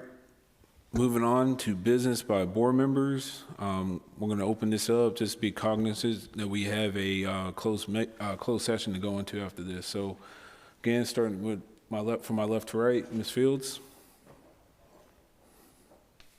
Okay, there's a lot of, there have been a lot of items for celebration throughout the district since our last meeting. This evening, I'd like to highlight just one of those items, and that is the accomplishments of our district superintendent, Dr. John B. Gordon III. Earlier this year, Dr. Gordon was named Region 2 Superintendent of the Year. This means that he was chosen as the top superintendent out of all the superintendents in the region. And from what I understand, there was 132 other superintendents. This, most recently, Dr. Gordon has been named Virginia's Superintendent of the Year. This means that Dr. Gordon's Suffolk Public Schools Superintendent is recognized as the top superintendent of the state.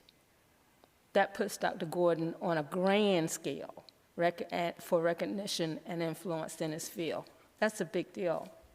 Having received these two highly prestigious awards places Dr. Gordon in consideration for National Superintendent of the Year.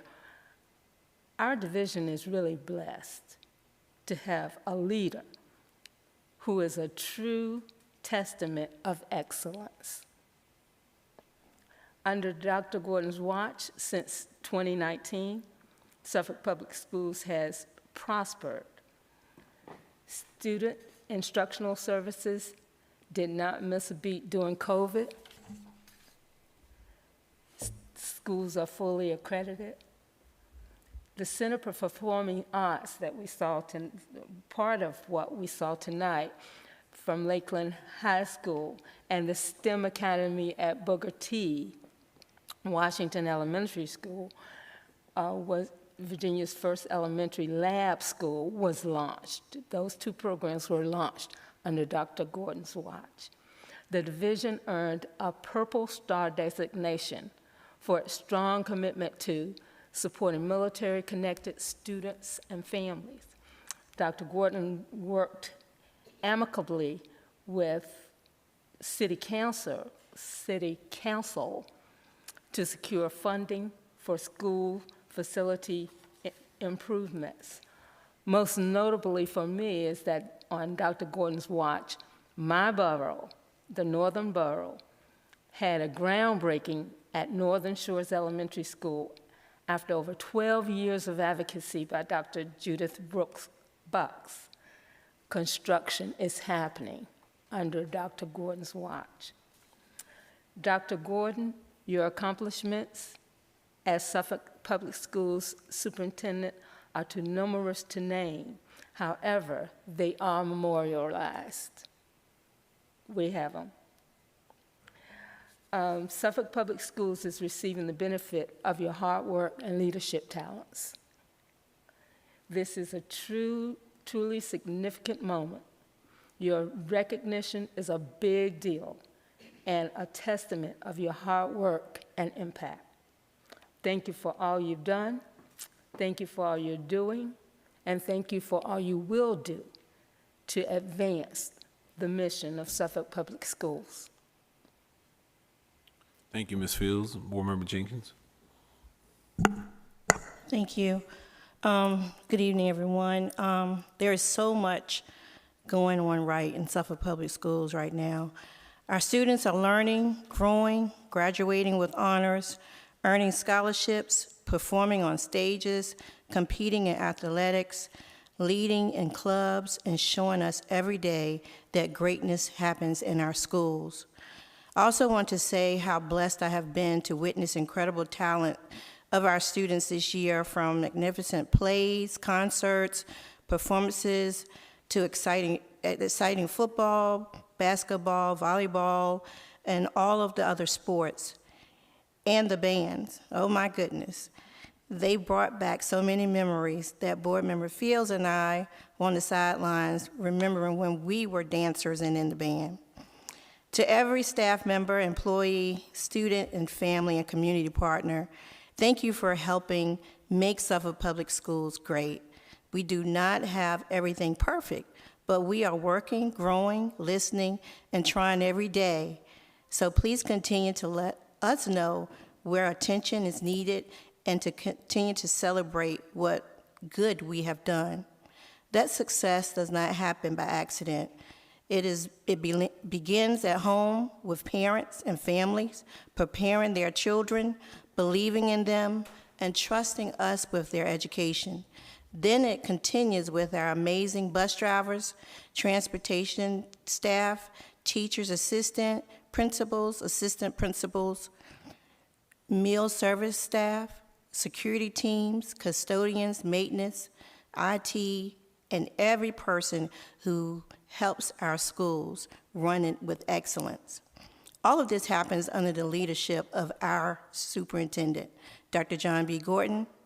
Dr. John B. Gordon III, being named Virginia Superintendent of the Year of Virginia is like the governor of the superintendents. So we cannot take that lightly. His vision, his leadership, and his integrity and purpose, we celebrate you, we honor you, and we thank God for what he is doing through you. And remember, what God has for you is for you, and no person, no obstacle, and no opposition can stop it. And I guess that's why when Delegate Jenkins was in office, he did a resolution, and your name will forever be in the books in Richmond as a great leader. Congratulations again. And to our students, our staff, and Dr. Gordon, have a safe and joyful, blessed summer. Thank you, Board Member Jenkins. Dr. Brittenham. Well, I want to start by once again recognizing and thanking the Lakeland Cavalier Singers for coming and kicking off our meeting so well with their beautiful voices and talent. To their teacher, Ms. Carr, for all the investment she has put into those students. I was truly blessed to hear such talent.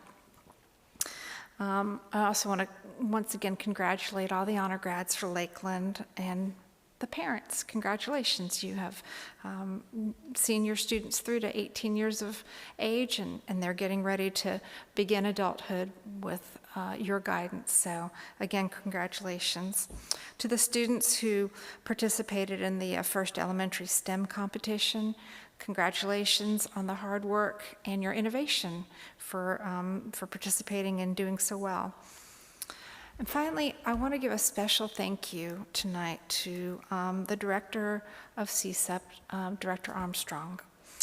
She took the time to make it possible for me to come and visit CSEP again this year. And I can't thank her enough for just extending the opportunity to come and be on site and see the things that are actually happening there at the CSEP campus. Her staff is knowledgeable and passionate at what they're doing to work with those students that are enrolled there. And I got to spend some time with Dr. Neerman and with Principal Chapman. And they just really shared their hearts and their vision for the growth of CSEP. I also had the opportunity to interact with one of the students there, and just seeing the progress and seeing how the student was able to carry themselves and share their experience and how much they appreciate the support and the staff there. Again, I'm very grateful for that opportunity, and I look forward to being able to meet again with them and see what else is going on. Students, the time is ticking down, particularly for our seniors.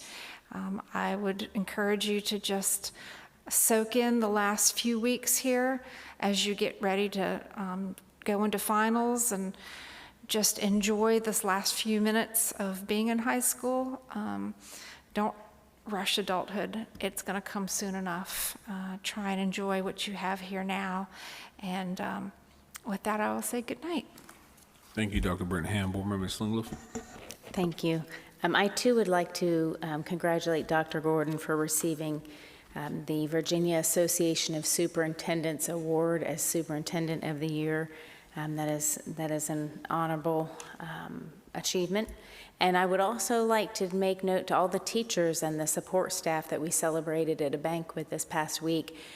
We couldn't do it without the teachers and the staff, so I wish we could give out dozens and dozens more, because that's just one representation of our division of the teachers and support staff that are making everything happen day to day. They're the hands and feet on the ground, touching the children, making it come alive to them, and they're the reasons why we have so many successes within our division. And we saw it even tonight with the Lakeland Honors graduates and the Kings Fork Honors graduates and Nansemond River. So thank you to the teachers and staff. And on that note, I just want to go back to my vote on the budget tonight. I'm somewhat remorseful, in all honesty, that when we voted to approve the budget, I knew that I wanted a 3% raise, and they're the top priority that I was put in for the budget is a raise, and minimum would be the cost of living rise for the raise. So when we approved the budget, I voted for the budget with the idea that I understood that it was likely that monies would come in and that the budget would be adjusted, knowing we had a little more time for it to be adjusted. I think that may have been a little misleading, because I probably at that moment, the budget was the same budget. I probably shouldn't have voted for the budget until I saw it in writing that it was 3%. And the reason why this matters to me is because I do agree, I understand what my colleague has stated, that this is a difficult process to build a budget.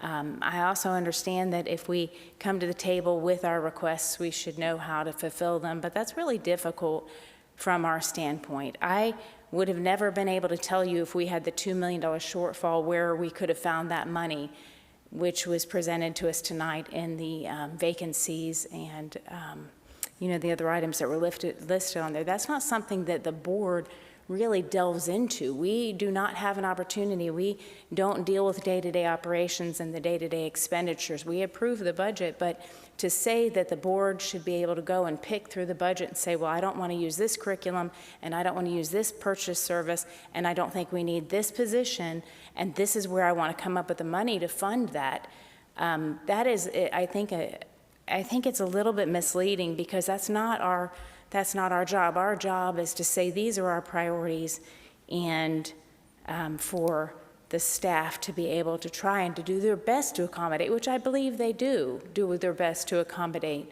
But from my perspective, to give our staff less than what the cost of living requires is a conviction for me. And so that's why I had to do that, because our teachers and our support staff, we need them. And we need them to feel valued and to feel appreciated. And I understand we need to fill vacancies as well, but those vacancies have been there and we don't have those people. The people that we have, I want to keep, and I want to value and esteem them, and I want them to know that they matter. So that's why that mattered so much. And the final thing I will say before I conclude tonight is that the speaker brought forward some things with regards to Southwestern's drop-off and pickup issues, and I am sure, Dr. Gordon, that you will be looking into that, because you always do a great job following up on that. But I'm wondering if and when that is looked at and assessed, if we could turn to the city and say, all the cameras that are in our city, I understand that they have money that comes in for that, and that is to be used for safety. So I'd like to get this on their list for the camera money that comes in as for safety in our city. I think that this is a very, very valid safety concern that could be added to that list with the city. So thank you so much. You all have a wonderful evening. Thank you, Board Member Slingleaf. Mr. Riddick. Thank you so much for this opportunity. I am going to try my best to stick to my notes. I had the privilege of going to a couple of schools within the last few weeks to just see learning take place. I had the privilege of going to McBean Junior Elementary School, and I can tell you Mr. Rhodes and his staff were engaged. I just walked through the hallway and I looked at the work that they had displayed on the walls. And if you just go through and look at the work that is displayed on the wall, you don't have to disturb anyone. You can see how technology is being utilized in the school. And one thing that really stood out to me at McBean was them utilizing iExcel and Alexia. And the students were competing to get those scores higher. Being a former teacher, it means a lot because that is targeted education. That's how you move a band from tier 3 to tier 2, and you address those learning gaps, and those platforms actually adapt to the student's style of learning in real time. It saves the teacher a lot of time, therefore reducing the amount of money that we would spend in our budget for other services, because the data, it's already collected in real time. So when you have your data meetings, it tells you which screen or which question stems you need to go back to. So that's how we were able to see the 100% fully accreditation. Good job, Dr. Gordon. Good job, Dr. Branch, and all those who had a hand in that. And then I had an opportunity to go over to Lakeland High School and see Miss Brown and Miss Bullock in action. When I tell you these two heroes, or sheroes, whichever term you would like to use, they were walking through the hallway, engaging with the students, and you can tell it is the norm because the students there was no pushback. I didn't go to look for it. I just went to once again to see the work that's hanging up around the building, because that gives me what I need to know in addition to the data that's given from Dr. Gordon. But to see how Ms. Brown and Ms. Bullock were engaged with the students, motivating them, that's just the connection that was there. It really showed that this is something that is a day-to-day practice. I do want to take this time to also say thank you to Dr. Gordon and his staff for listening to me gripe year in and year out regarding our CTE courses and our STEM program at the middle school level. When we wrote for that program, I immediately went to Dr. Gordon and said, what do we have for our 5th graders who promote to 6th grade to do? You can't get them exposed to science at a higher level than say go back to a class where it's not as differentiated in education styles. And to see it come to fruition, I'm super excited. I do want to take this moment here to address a situation. As board members, most of us on the board have some form of an accounting experience, be it our household budget or be it whatever, church budget or what say ye. It's not hard to identify where to pull money from when you have a problem. I've seen every board member on this dais do that from this dais, whether it was their pet project, whether it was finding money for the forensic audit, whether it was reducing salaries or contract allotments. That's our scope. One thing I put into practice day to day is when I put out a problem, I come to the table with 4 or 5, and Dr. Gordon can attest to it, 4 or 5 proposed solutions. And I allow him and Attorney Waller to tell me whether it's right, permissible, or Riddick, you're going too fast. If we're going to continue to make Suffolk Public Schools a premier division, we have to put our actions where our mouth is. Talk is cheap. The songs have been playing long enough. Let's continue to propel Suffolk Public Schools forward in the right direction. And if we don't have the skill, COSPA have several workshops, VSBA have several workshops where they hone in on those skills. And in my last 30 seconds, when you go to these workshops, they are hands-on training from division superintendents and statewide superintendents that teach you how to dissect budget to make sure that your budget categories are lined up with your strategic goals. That's why we go to training, that's why we learn, and that's why we dialogue with one another.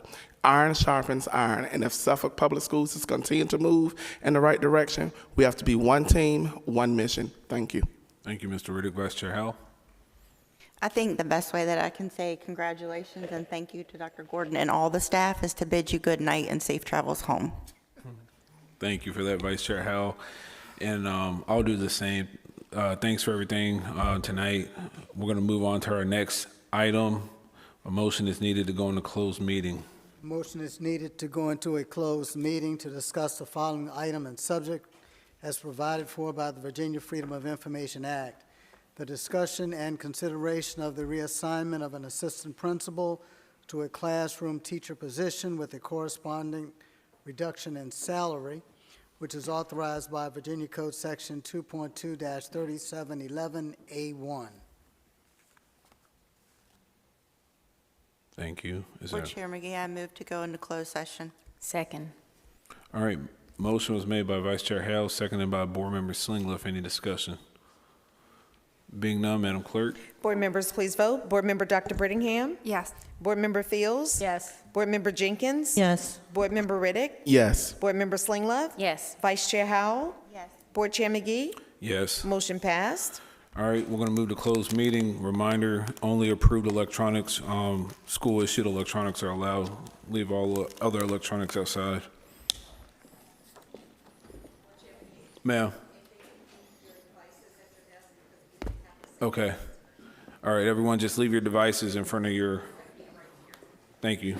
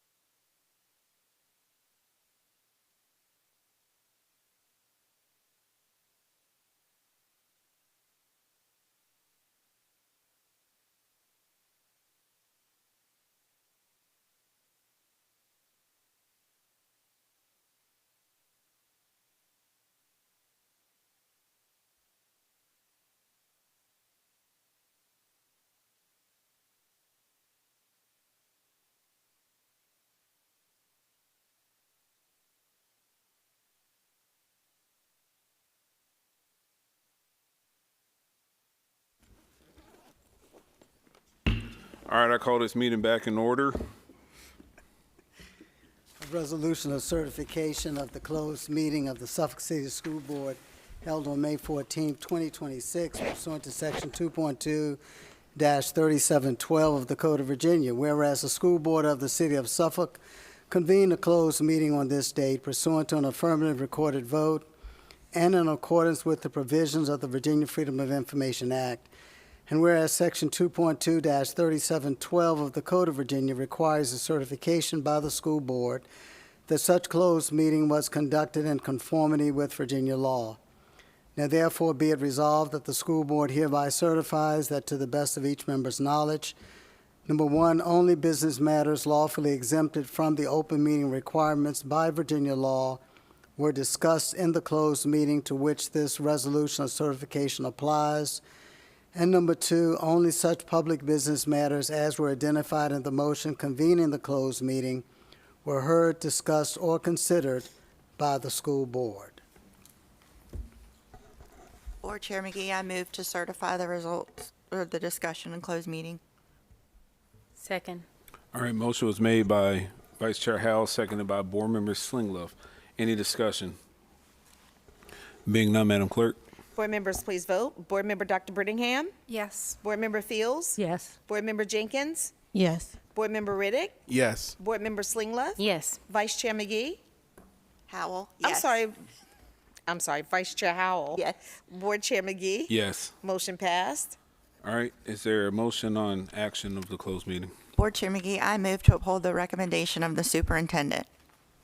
Is there a second? Second. All right, motion was made by Vice Chair Howell to uphold the recommendation of the superintendent, seconded by Board Member Jenkins. Any discussion?